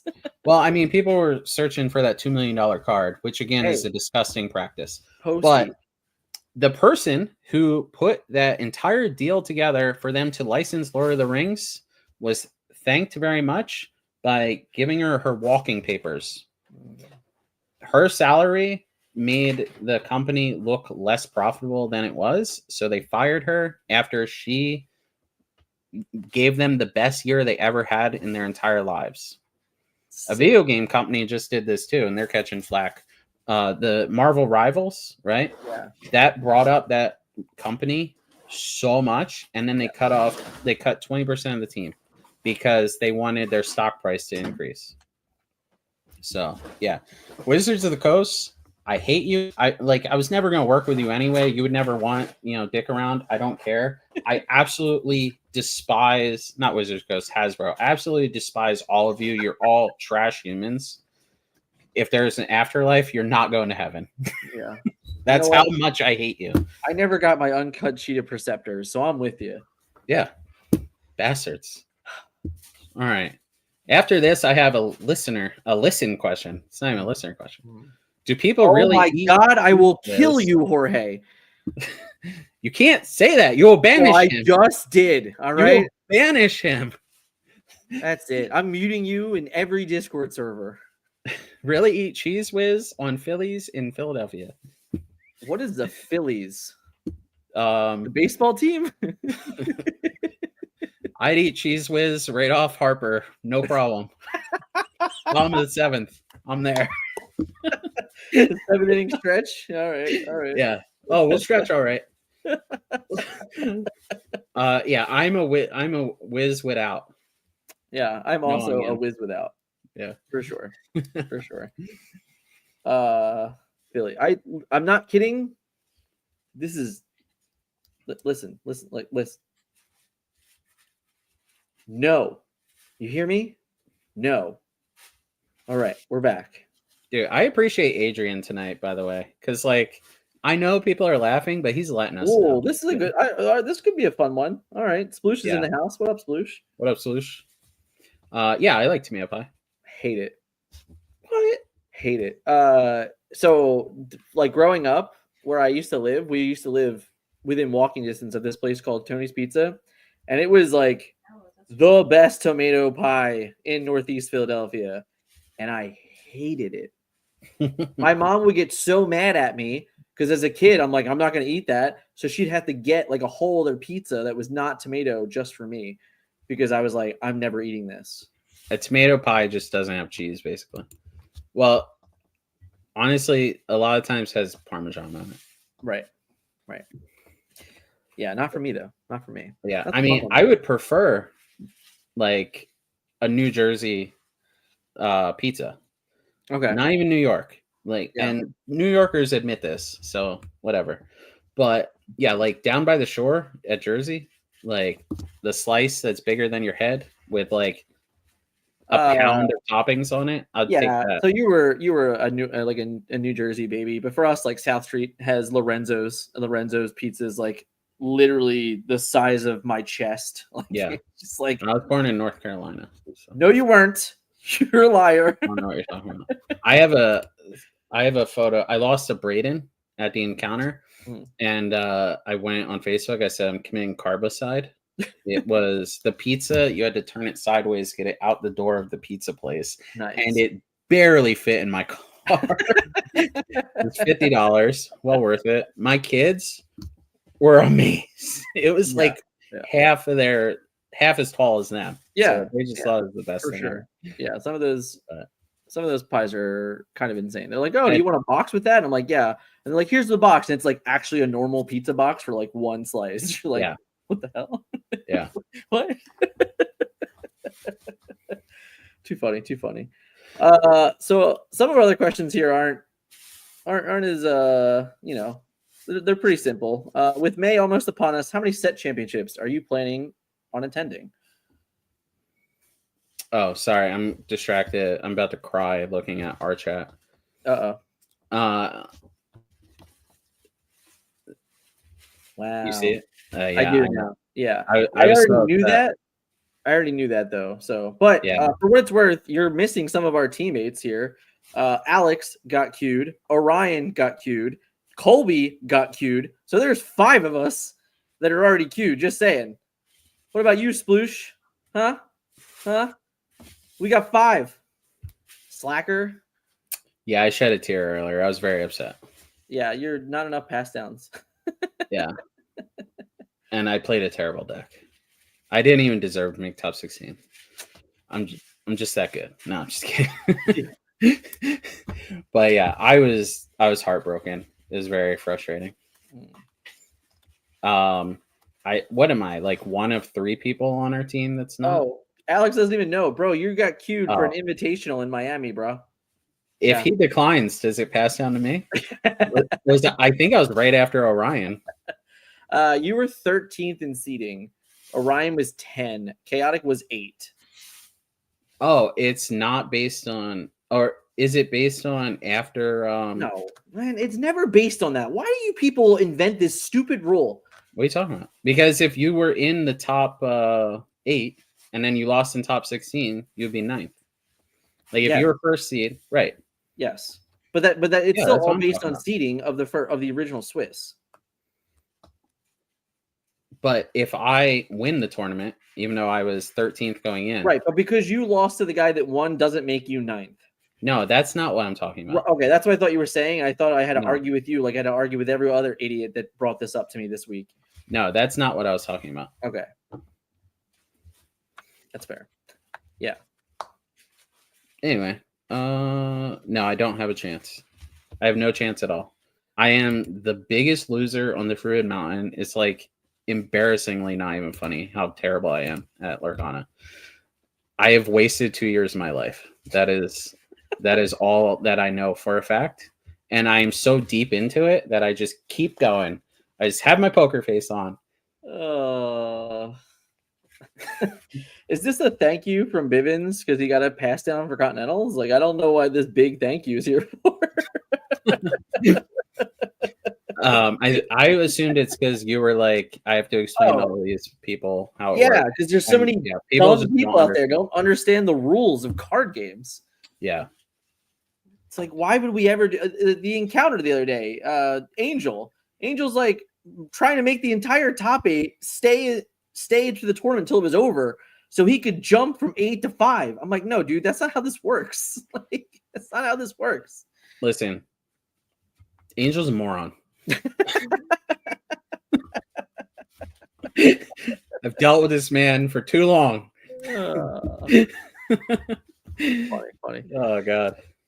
Oh, all right. What else do we want to cover here? Because you asked about set champs.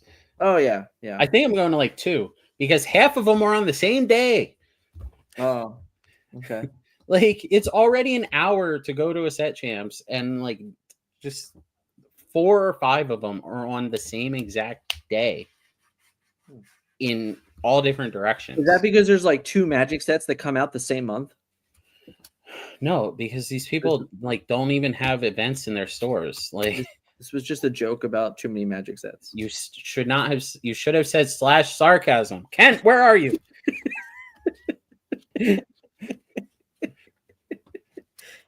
Guys, this has been fun. It's rough. Where's Orion at? Orion had was it Ben? Where's Ben? Ben had all the good ideas today. Yeah, well, Cortez gave Ben credit for asking about Japan. I talked about that hours before. Yeah, I wouldn't have give Ben did not deserve credit for Japan because that was already a conversation that happened well before Ben said anything. Yeah, but he did have good questions. Yeah, but where the hell? There's too many stores have colluded to keep me out by scheduling their set champs during DLCs. I'm the only person in the area that goes to DLCs. We're gonna copy Ben's. We'll put Ben's. There's Kent. I always need Kent. Here it is. We're gonna put this on screen. Boom, boom, boom, boom. We got him. We found it. We figured it out. Thanks, Ben. Yeah, it's true. It was all Ben. Thanks, Ben. Okay. We talked about Japan. Take us behind the curtain. Haven't you guys ever watched the Dick Burns video on Twitter? He's always in the shower with the full clothes on. How many times do we need to go behind the curtain? Seriously. Well, you can clean your body and your clothes at the same time. 2 birds, 1 stone. I guess that's true. It's practical, and no one walks in on me. What? It's practical, and no one walks in on you? Yeah, while I'm showering. Okay. What? You just what? You're fine? Oh, all right. Next time you're showering, guess who's opening that door? Show us what's going on with your life and the team. Use it to be an update. In my opinion, it doesn't need to be full Lorcana because so much content has been around Hiram and Ben. That's true. That was the whole point of the podcast tonight, was that there's been a lot of that and not a lot of just chill. And that today felt like a good day to just chill. So, Dick, do we have the permits for the store yet? Nope. You know what we have? We have the guy at the office saying he finally found the blueprints for the store. Okay. And that he will email us back and tell us what day he's going to come look at the store. Cool. It's insane. Yeah. But it's not just I'm like, this isn't out of the ordinary. That's what's more insane about it. If anyone watched the video about like how long it takes to open a store, I said it in there. Like, someone could be talking about opening a store for 6 months to a year, and you think that they're just being lazy, but it's out of your hands. There's one person. You guys are already spending money on it. Yeah, we've been paying rent. I can't wait because like day one, I'm gonna make a video about how much money we spent, and you're not gonna see a bunch of money laying around the store. Like, you're gonna be like, "Where'd that money go? Went in the thin air." Yeah. Like, we still had to pay rent on the place, you know, even though it's just sitting there vacant. Yeah. Like, you were talking about breaking even, but it's really hard to break even when you go like 4 months at negative. Yeah. Yeah. It's crazy. Other than that, I'm skipping that tournament Saturday. The how dare you? The $50 and under tournament. Wow. Because I saw something else. There was another one in was that the tournament in Raleigh? Yeah. Okay. Yeah, our pool got delivered, so we have to put that together. And like, there's no other time. I can't do it Easter Sunday. I'm like busy every Monday, Wednesday, Friday with store stuff. So yeah, I don't know. Life's falling apart over here. How about you? Yeah, you're not even coming to Arkansas. I know it's rough. It is It's so frustrating. funny. It's definitely a trip that I think you wanted to, and you're just like, I can't. Yeah, I want to go real bad. Yeah. I'm just like so close to caught up on everything. It's crazy. Yeah. Yeah. So as I said like an hour ago, this is like my, I don't know, 6th or 7th time in the last 9 days of streaming. I've been everywhere. I've been having so much fun though. I was on Lorcana, which is a new podcast that came out there with one of our friends of the team. That was a lot of fun. And Sabrina, which is the fiance of our wonderful friend Toby. Mhm. So that was a lot of fun. And kind of just honestly, I don't know. Did you listen to it? You can say no. It's fine. No, I didn't. I talked about you on there a bunch. I talked about the team in general on the bunch and like how the team got together. And it was a lot of fun to kind of like just go through that story kind of in my head. I also hadn't realized today is the 17th. 2 days ago, the Forbidden Mountain celebrated its 2-year birthday, which is actually insane. Like to think that we've been doing this for 2 years now. Super crazy. 2 years ago we didn't know each other, Dick. You can keep telling your stories. Sure. Yeah. Did we know each other? By the way, I don't want to ignore this. Sorry. Yeah, we were talking about this earlier. Yeah, the cash grab magic. Yeah. Yeah. Chat. Leave a comment. Did me and Dan childhood best friends? Yes or no? Everyone knows the truth. Right? Everyone knows the truth that you tell them, which is a lie. How dare you? One vote for yes. Start a poll. Start a poll. I can't. I don't feel like doing it. Yeah, I know. I don't feel It's like all doing good. Oh, sorry. Orion. Sarcasm. Orion, Sarcasm. How's it feel? How's it feel, Daniel?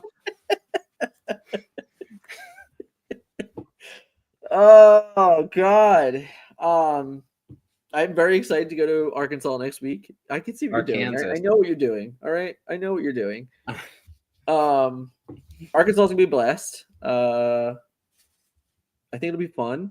I'm very very excited to spend an evening or a weekend with JDZ. That's gonna be a blast. I know. I can't believe I'm missing this. You're so jealous. If anything, you're jealous because I'm gonna spend like literally 3.5 days with JDZ, and that's just gonna be so much fun. I mean, he's so much cooler than me too. You're gonna forget all about me. It's maybe true. It's maybe true. It's like when your fiance goes off to college. Yeah. And then you just never hear from them again. And then all of a sudden you show up one day and you're like, I'm gonna surprise him. Yeah. And she's sitting on someone else's lap. Yeah. This is definitely a good question. I don't want to talk about Penguin Sammys. I'm not interested. It's not about that's not my life, I think Dick bullied kids in school and had no friends till Dan came along. Wow. I don't believe that. I think Dick has had a lot of friends in his life. I might be one of his better ones, but I think he's had a lot of good friends in his life. Yeah, people love Dick. It's true. Including JDZ. So I can't believe I'm missing this. Yeah, I'm definitely looking forward to that. We're gonna have a lot of fun. We had our second meeting today, and we have 2 more meetings before we go because, like, for those of you that don't know, like, JDZ and I are going to literally set the entire stream up at the store that does not have any type of stream setup. So we are legitimately packing bags of stuff to bring with us to make sure we can put on the best show as possible. And then on top of that, stream manage and commentate along with it. So it is a lot of work and effort. And because we live on, like, he's from Seattle, I'm from Philadelphia, we have to like really just make sure, like, hey, these are the checklist of things that have to get done. So listen, Dick can say it, the rest of the team in chat can say it. When it comes to some things, I'm very particular about like how it has to get done. And I have grown a rapport that I think that they kind of just get it by now. They get less annoyed by it. But when I'm working with someone I've never worked with before, he's still annoyed by it. I'm just like, it has to be like super like, hey, I trust you because he's very professional. JZ is definitely a level of professional that I can respect in a big way. But from the moment we had the conversation, I'm just like, okay, like as long as we're good, as long as we're hitting all these boxes, this is gonna work. So yeah, I'm definitely excited to spend the weekend down in Arkansas. It'll be fun. Will be fun. And then aside from that, I got to book my plane ticket for the UK, and yeah, I'm looking forward to that too for sure. We'll see. I'm doing some really important research right now. Okay. So bear with me. Dick is gonna feel how Kylie feels whenever D&D hang out. Yeah, exactly. I could make another joke, but I'm gonna choose not to. When you said he's from Seattle and I'm from Philadelphia, all I could hear was like Avril Lavigne. Yeah. He's from Seattle. Yeah. I'm from Philadelphia. What more can I say? I was making sure it was definitely Avril Lavigne, and was yeah. That's funny. embarrassed myself. Remember that Pink song? Yeah. It's totally Third Eye Blind. Yeah. Oh man. Aside from that, the team's been fun. We did recently bring on 2 new members, which is Orion, that's been hanging out in chat. Orion here, and then Chaotic, who talked earlier. They both top 16 Seattle or Miami a few weeks ago.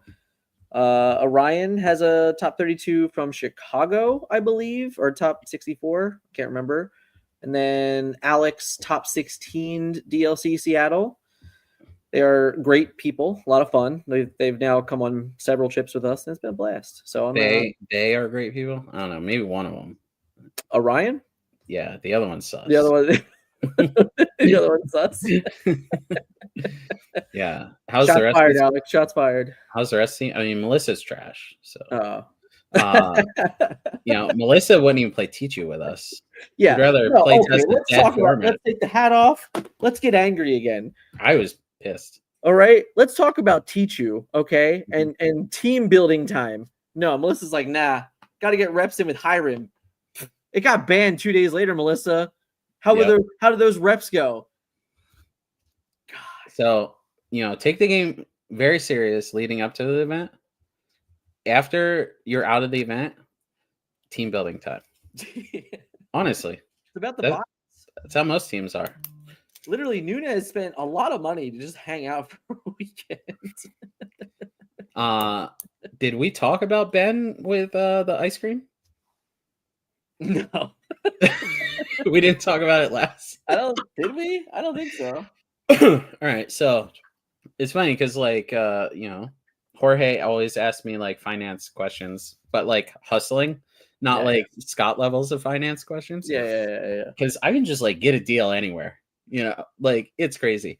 So we walk into this ice cream place. We passed it. It was my idea. Okay. Great. It was a good idea. Someone give him a cookie. Yeah, I would take some ice cream right now. Someone write /cookie in chat. Yeah, that's fine. I will eat it. It's fine. But God damn it. Not you. I was thinking of corny jokes and I'm like, better clear your cookies. Computer's not gonna work. There's my cookie. There it is. Orion missed out on cookies, unfortunately. He had to go home too early. Yeah. So and Alex, they both missed the ice cream. Yeah. So Ben goes, all right, I have to use the bathroom. Melissa, can you get me a watermelon gelati, right? Water ice with ice cream. Okay. So Melissa's like, sure, no problem. She walks to the counter. She's like, hey, can I get a watermelon? Guy goes, no. She's like, okay. Moves on. I walk up to the counter. I go, there's like a quarter tub of watermelon ice in there, he's like, it's no good. I said, that looks pretty good. I was like, how much for the rest of that? He's like, $3. And like the just a small was like $6. Like, yeah, sold. Pull $3 in my pocket. I walk out with all the watermelon ice in the entire place. Ben comes out of the bathroom and he saw the watermelon ice. He comes out of the bathroom. He's like, where's mine? Melissa's like, oh, it's all gone. It's like, how? Yeah. Like, it was there. He's like yelling at me. Nunez is dying laughing. It's much funnier in person. I already went outside. I wasn't even in the building for this. Even Nunez was laughing at like my little slithery snake maneuver of ending up with all this watermelon ice that I threw out a bunch of. It was way too much. Yeah. If anyone knows, like anyone that eats water ice, the bottom is just like It is. the most. When It's it heaven. melts and you can just drink it, it's the best. Yeah. So Ben comes out with 2 spoons. He walks right over me. He goes, "I'm getting some watermelon." Yeah, it was fun. Team building. Yeah. he, Miami is he, fun per usual. he said to the employee, he goes, he's like, "You're part of the problem." He's like, "Dick gets every good deal in life. I get nothing. And you just added another one to it." This is so good. Anyway. But yeah, so Tichu, even Jack, all right? I know. SSG Ghosty played some Tichu with us, but no, our own teammate abandoned us in the O2 bracket or whatever it was. Yep, wasn't good. Killed us. Oh god. It was fun though. I still don't know if I really liked the game, but at least I didn't abandon the game. All right, Game's so good. I was there.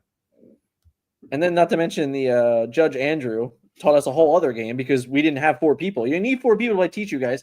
If you don't have 4 people, you're screwed. So what happened is that he came over and showed us a whole other game. Shout out to Judge Andrew. That guy was like 7 foot tall, 6'10", huge. And you can't teach that. You can't teach that. Melissa basically 3-for-1 us. She like cast be prepared. Yeah. Like, straight up. It's funny. She's not in chat anymore. She left. Oh, she's there. She's there. Crying. She's there. She's like, I hate them. She's afraid. She can't wait to jump to Labyrinth. I don't know who Labyrinth is. Just like Dick Burns did. Yeah. Getting in love. How are you improving as a content creator and/or player without major events? What can be do to be the best without traveling as much as DKP and Zan? He wrote that like I would have wrote that. True. So what can we do without traveling to every event? Big dick again.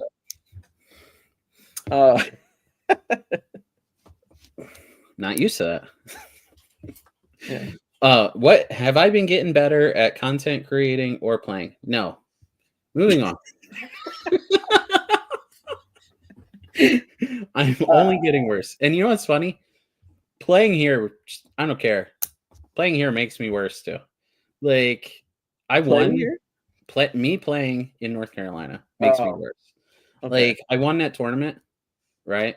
Exactly. But like, boom, get him. Yeah. Where were you at, Jorge? Why didn't you correct him 13 times in one message? Because he could only comment once every 8 hours or whatever. No, that was in the Metafy chat. Oh, okay. You know, like I won that tournament. I was basically in first place all day. I told everyone I was going to win the tournament. Like as I'm playing the tournament, I'm just like sitting down, like, yeah, sorry, I'm going to win. I got to top 4 and I was like, hey, like first place was an enchanted and a trove. Second place was an enchanted and a trove. Third and fourth were some booster packs. And James hates when I do this. I go, hey guys, I'm going to win the tournament. Let's give the troves to third and fourth. Like, okay. Oh god. But yeah, I said where I am in North Carolina. Can I say the quote that you said earlier? Am I allowed to am I allowed to say it? Well, I'll say it. This how Bivens got famous, playing in these terrible tournaments. He literally said that. I'm not gonna lie, Zach. I laughed. I did laugh because like I posted that I won, and then Melissa was like, "Oh, how many players?" I was like, "I don't know where it was. I could have swore that I had read that it was 47 players. I don't know how that happened. I thought that you had said that somewhere. No, so somehow I just missed it because that's why when. But if you look on Melee before the event started, probably because every store does this where they don't charge an entry fee and everyone signs up, just keep it in their calendar. It drives me insane. Okay, yeah, I put entry fee for locals. Yeah, in Melee. Yeah, because it was funny because I said we were building meta report. I was like, oh yeah, I was like, grab Dick's deck, grab Ben's deck, yada yada. And she's like, are you sure Dick's deck or Dick's event was big? I was like, yeah, it was like 47 players. And she goes, oh, I don't think so. And then clearly I didn't like fully read your tournament report because it said in like the first paragraph that it was only 19 players. I was like, I definitely just mental block that. Yeah, Melissa hates me. She doesn't want me on the meta report. More space for her It to was be on. Ben's turn. It was Ben's turn to be on the meta report. Yeah. All But right. anyway, so then obviously, I won the tournament. And there was some talk, right? Because my finals match didn't take place. My opponent did not want to play. What is it called when the fighter doesn't come out of the corner? Fight's over. It's forfeit. I was willing to play.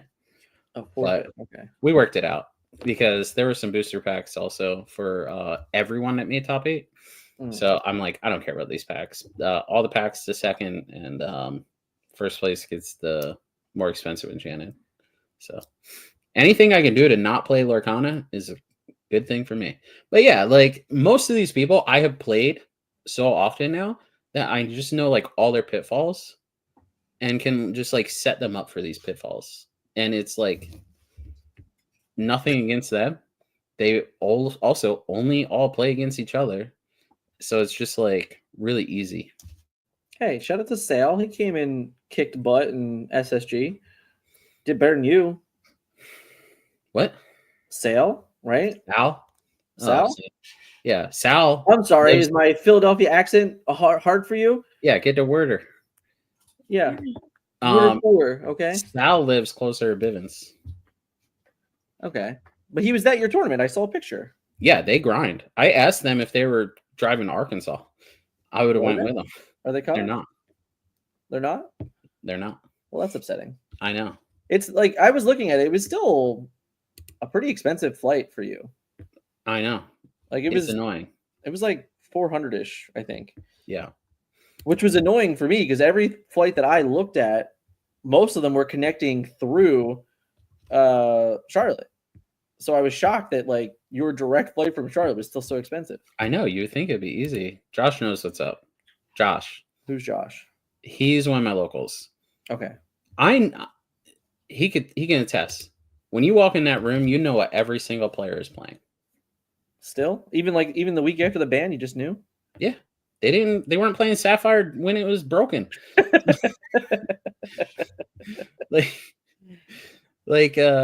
You know exactly what you're going into. And it's almost all Amethyst. And Amber Steel is just really simple to like run through them. Yeah, but even that, right? So that's, I know it's like we don't really have a topic right now, so that's whatever.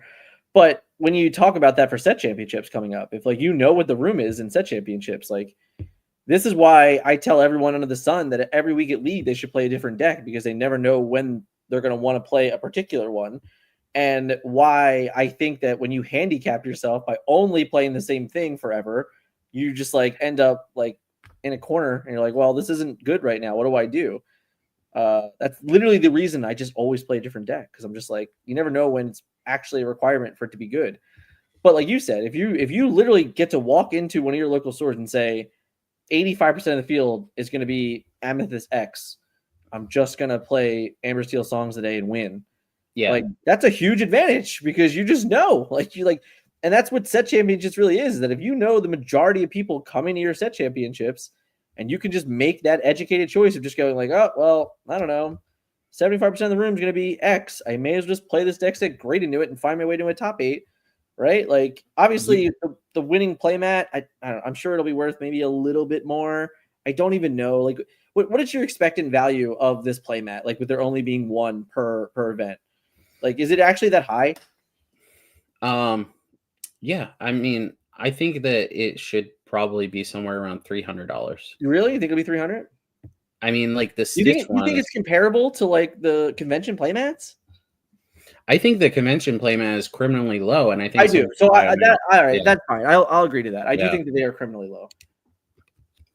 My brother in the chat. This is the real reason. This is the real reason I won that tournament. I was wearing my actual No I'm Not shirt, and everyone mulliganed for Ruby Amethyst. And I played Cindy on one. But what's it called? Yeah, I think the convention playmat is criminally No, I do. under. I do agree to If that. I like had money set aside to invest in something, it would be those right now. Mm. To buy out something. Yeah. I mean, I don't even like that's like even for us, like I don't exactly know how many went out at Gen Con. I know how many went out the first year. So like the first year in 2023 Gen Con, like that playmat at Gen Con, there were 64 of them that were given out, and that was it. And 8 of them were signed. So like that means, 56 of them were just this playmat. And while those sold pretty well, like I don't think I sold a single one of them for probably like less than $750 is my guess. The second set, I felt like there was even less of them. There was Right? even less. Like Yeah. for us at PAX Unplugged, it was only 2 or 3 an event. Like it wasn't like it was like 5 or 6 of these an event. It was pretty low. So I said the lowest. Okay, Scott. What is Scott still doing awake? What is going on right now?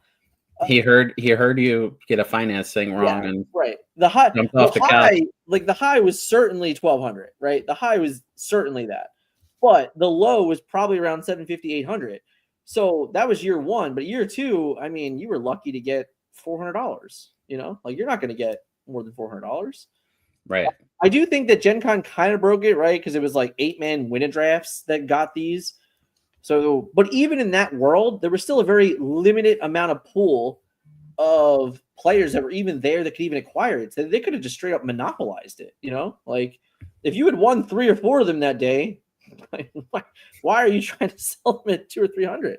Like bump those numbers up. I told you, Scott just woke up from the couch. That you know what? Totally believe it. Now he's walking the dog. He's listening. I get it. I get it. Well, I mean, who's going to know my dad better than me?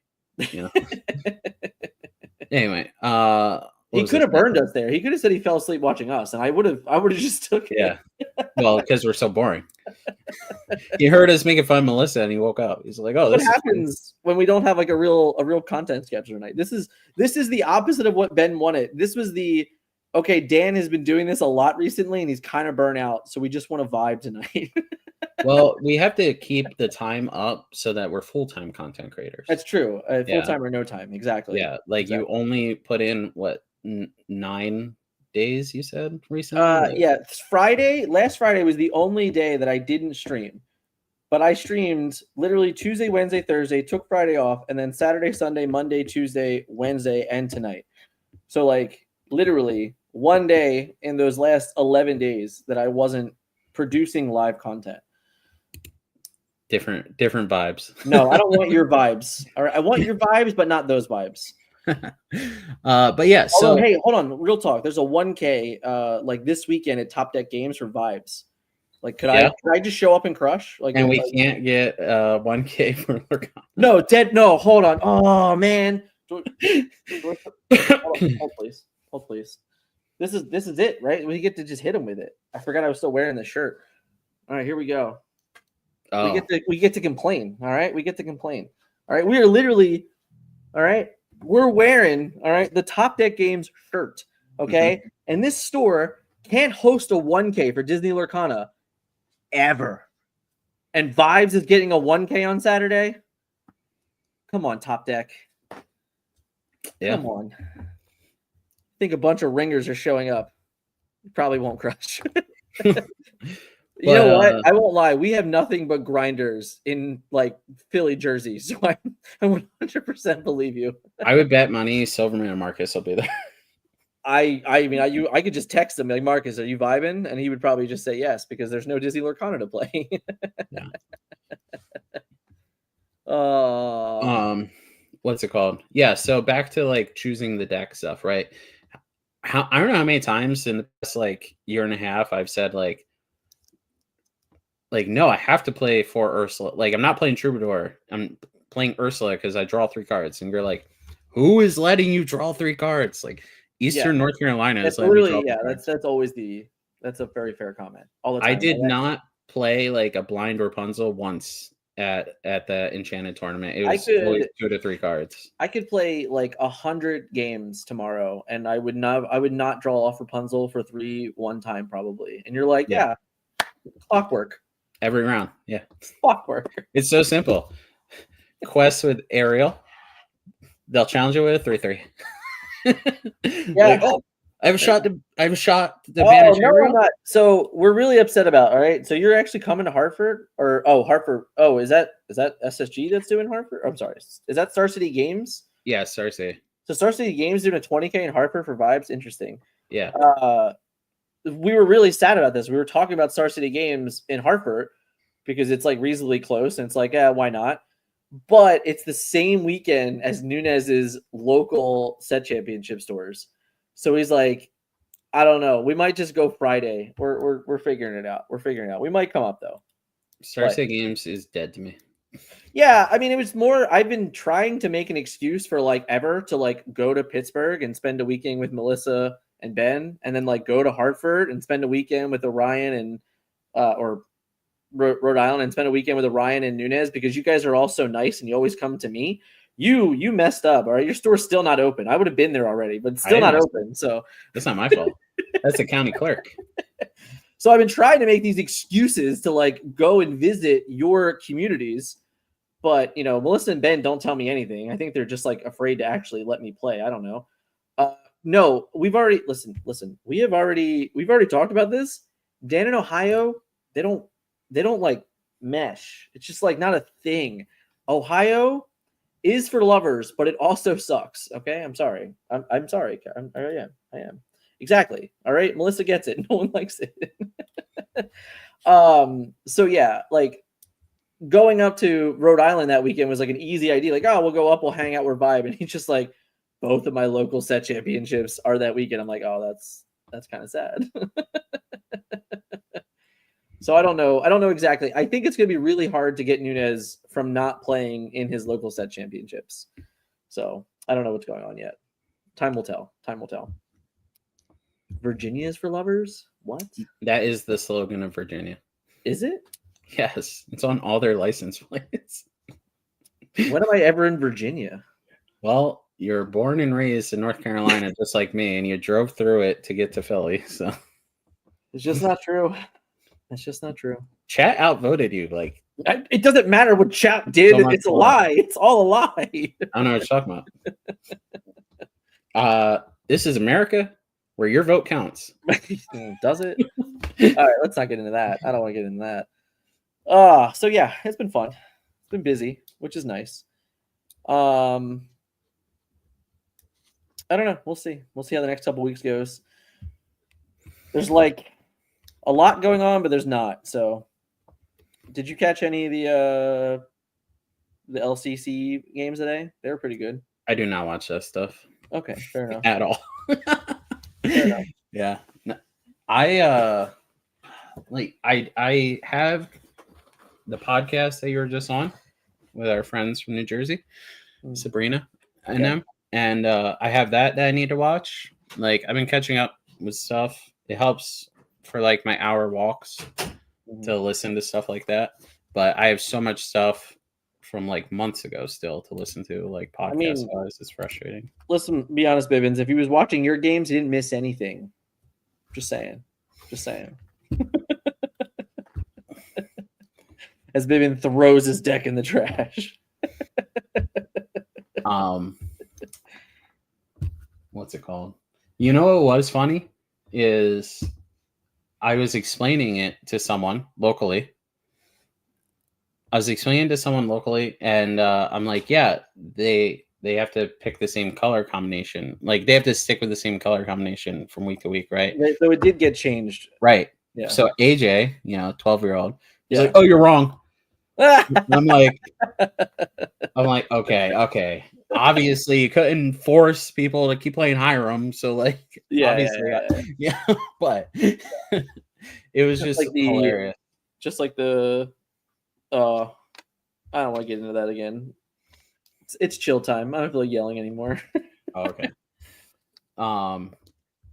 What's it called? Man, what's the deal, by the way, with like so many people were playing Sapphire and like selling guides to it, and then all of a sudden they're like saying it's not the best deck anymore? Like, that's just some more shade that I'm throwing. And it's to no one in the chat. Yeah, I don't blame them for doing that because Me either. I think what was really funny to me is Melissa sent me something today, and like I read it, I looked it over, and I'm like, yeah, the problem with that is that I refuse to do this. like I am not gonna try and sell something that I do not actually believe in. Like it's just never gonna happen. So when I see all these things that pop up, I don't really get annoyed by the ones that are like actually respectable and believable because like these people believe in them. But like when I see something, I'm like, oh, you did actually nothing and you're trying to sell it. Yeah, that's probably really stupid. But I definitely don't get mad at people for selling something new because the old thing is actually like not worthless but dated, right? Like we're just you can't you can't pressure someone in. Basically, you can't convince someone to say like, "Hey, this was top tier and now it's no longer top tier." And like, why would I waste your time? Like, Yeah. you know, why would I For waste your time if it's like you're not going to do good with this anymore? for those in chat that don't understand sarcasm like me, so someone was selling. People were selling guides for Hiram decks. Obviously, it was the best decks, and then Hiram got banned, so now they've moved on to a different deck, and people want refunds. Yeah, I bet you anyone that bought foil Hyrims in the last 6 weeks also want refunds. Yeah, yeah. That's all I'm poking fun at. It's like, my God, and they're blaming the player Yeah. that sold it. Yeah. What deck beats Amber Steel? Asking for a friend. Well, as long as Josh is the one playing the deck, there's nothing that beats Amber Steel. Oh God. That's funny. I was just going over the entire format with AJ. Like he's like, I don't know what deck to play. So I'm like, you know what? I'm just gonna write it out. And I wrote every single deck, the pros, the cons, the decks they beat, and so on and so forth. And I came to the conclusion that he should just play Purple Steel or Amber Steel for our area and his skill level. I knew he was playing Amethyst Steel in Azurite Sea for the most part. Yeah. He was trying Ruby Sapphire without Hyrams. Okay. It was a little too complicated. Like, I was watching over his games, and it was great. Like, I had a great night, like, teaching, but just like he couldn't really identify things that didn't matter. Right. I think that's actually like the biggest factor now is that now you don't have infinite resources, so you can't actually answer everything. And that's like the biggest takeaway of the deck is that the deck can still functionally work very, very well, but it only works in a world where you're not wasting your resources. Like even like Ruby Amethyst for a period of time, like it wasn't infinite, but you basically saw so many cards that you were able to just kind of just like, hey, this is the threat that is important, and on this thing over here, Maui will get it in 2 turns. Like who cares? Yeah. I think there's a lot of like threat assessment that is definitely the reason why people will fail with Sapphire decks now. They were just so used to just having 1,000 cards in their hand, and now they're just not going to have 1,000 cards in their hand. So because of that, if the moment that their threat assessment is off, they probably lose the game. Yeah. I was playing set 2 meta on Lorcanito, which I will say by name because I don't care if they get shut down. But I had like 20 cards in my hand in the mirror match of Ruby Amethyst. I'm just like, oh God, this starts the games all over again. This feels great. Like, it was so nice. I was like, Yzma, my rabbit, bounced my Yzma. My God, it felt so good. Kendall might actually be crying. Okay, like he might actually be in tears right now because of like the glory days. Yeah, nostalgia. They're looking pretty good right now, though. Ruby Amethyst seems to have found a nice little path right now. I think. I don't know how Emerald Steel beats Ruby Amethyst right now. Oh my God! I don't know how Emerald Steel beats like any deck right now. No, he can't even play. I can't play. He wasn't here, bro. Yeah, I was actually hurt, and Traverse Tavern, he was beating me while I was down. Some people have deserved that in the past. I don't think I was one of them this time. Of like, telling me I'm a moron. But what's it called? Yeah, so me and Kent, like two to three times a week, we have been jamming games for like 4 hours straight, like just for him to prepare for things. And it felt like I was playing a child when I had Ruby Amethyst against Emerald Steel. But he was winning most of the games against me playing Amber Steel. Yeah. Which that was like never the case before. Like I was playing Amber Steel to beat Emerald Steel in DLCs and stuff like that. Yeah, well, that's also when we had locations. Yeah. Well, I think like it was also we had like multiple grab your swords. Yeah, sure. Yeah, in those versions we probably had 2 or 3 plus the locations. I think if it's like a concern, you could always. I think Rapunzel's Tower is phenomenal into that deck. Yeah. So like that's always like, what do they do against an 8 willpower thing that buffs all your stuff? They're just like, this sucks. Because a lot of those lists aren't even playing Cricky anymore, which is insane to me. Any thoughts on Amber Emerald aggro? Hey, what are your thoughts on Turtle? Is this a bait? I feel like are you being baited right now? No, I don't recognize this sexy Kirby as like a regular viewer. As much as I'm curious if this is a bait, I love it. I just want to let you know that. As much as I've appreciated Adrian's getting a big shout out here because I think he's baiting you.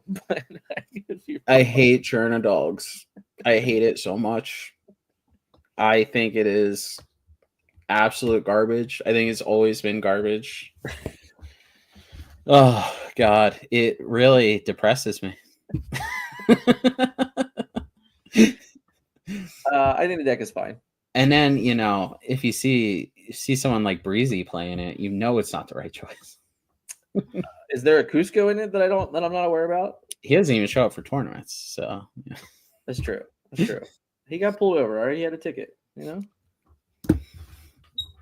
A ticket for lamest guy. Wow, that's so mean. That's so mean. All right, Dick, as we're calling it pretty soon here because it's WrestleMania weekend. I'm excited because I get to watch wrestling for like 3 whole days now. You know what's the worst part about this weekend though? Is that the Hall of Fame starts at 1 a.m. Crazy. Because it's in Vegas and they're doing it like literally separately at another venue. Like SmackDown ends and then it's a 2-hour block because it's at another venue, and then it starts at 10 p.m. their time, which is 1 a.m. our time. And I'm like, I got to stay up till 1 in the morning to watch this. This seems like an awful idea, but I'll probably do it. Yeah, I will not be watching any wrestling, but I do need to try to acclimate to wake up early Sunday because my kids are gonna wake me up at God knows what hour. Yeah, it's Easter this weekend. Super weird. Yeah, I'll be a zombie. I was a zombie at locals the other night. Okay. I don't know what was going on. Okay. I went and bought a banana and I felt great again. Why'd you buy a banana? Because I needed to eat something with sugar in it because I was like in brain fog heaven. Apparently I had like played through 3 turns and didn't know it. Is it the time that you were playing against Keith in like the top 4 and you just didn't do anything? Right, but I was distracted that time. Okay. And I did this with Gerald one time. One time Gerald played a Flynn Rider on turn 2. Yeah. I had Fire the Cannons. Okay. I drew for a turn and said go. Okay. And he gained 3 lore and then he played another Flynn Rider and said go. And he won like 2 turns later and I was like, what happened? Like, no joke. I was like, what? Like, I'm not even being funny right now. I was like, what happened? He's like, I won with Flynn Riders. I was like, you just lost. What's happening? Yeah, I have those moments. It's very fair. It's bad, but anyway. Well, it has been fun. Thanks for everyone hanging out with us on our mostly chill night. It's going in the holidays. Should be a lot of fun. We will not be on next week because I will be in Arkansas. So unless Dick convinces like Melissa and Ben to get on here or something like that, I don't think we'll be on next week, but that's okay. I will be back Tuesday morning though. I don't know if I have a guest or not for Tuesday morning yet. I have to figure that out. I don't think I have one yet.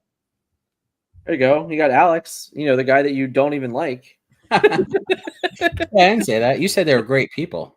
Okay. I love Alex. Okay, but he's not a great person? I just don't know if I could say, great person. I don't know. A little sus. We will start getting Jafar reveals in the second week of May. Yo, shout out to a Facebook comment. Those are rare. It's true. That's like opening a foil legendary. It's true. So yeah, I think we'll get Jafar in like, is that 3 weeks from now? 2 weeks from now? Something like that. 3 weeks. I have no idea. That's my guess. Time is a social about construct. 3 weeks. That's my humble opinion. So yeah, but thank you guys, everyone, for hanging out with us tonight. It was a lot of fun. We were chilling. We were vibing. I am gonna go out of here because I've been staying up late every single night and I need some sleep. It's a fact. So we're gonna send you guys over to the Streamborn games for over our friends over on Twitch. If you're on YouTube, thanks for hanging out tonight. If you haven't, hit that like button for me. And yeah, we'll see you guys later. Go to raid. Go. I remember this time. See you later, YouTube.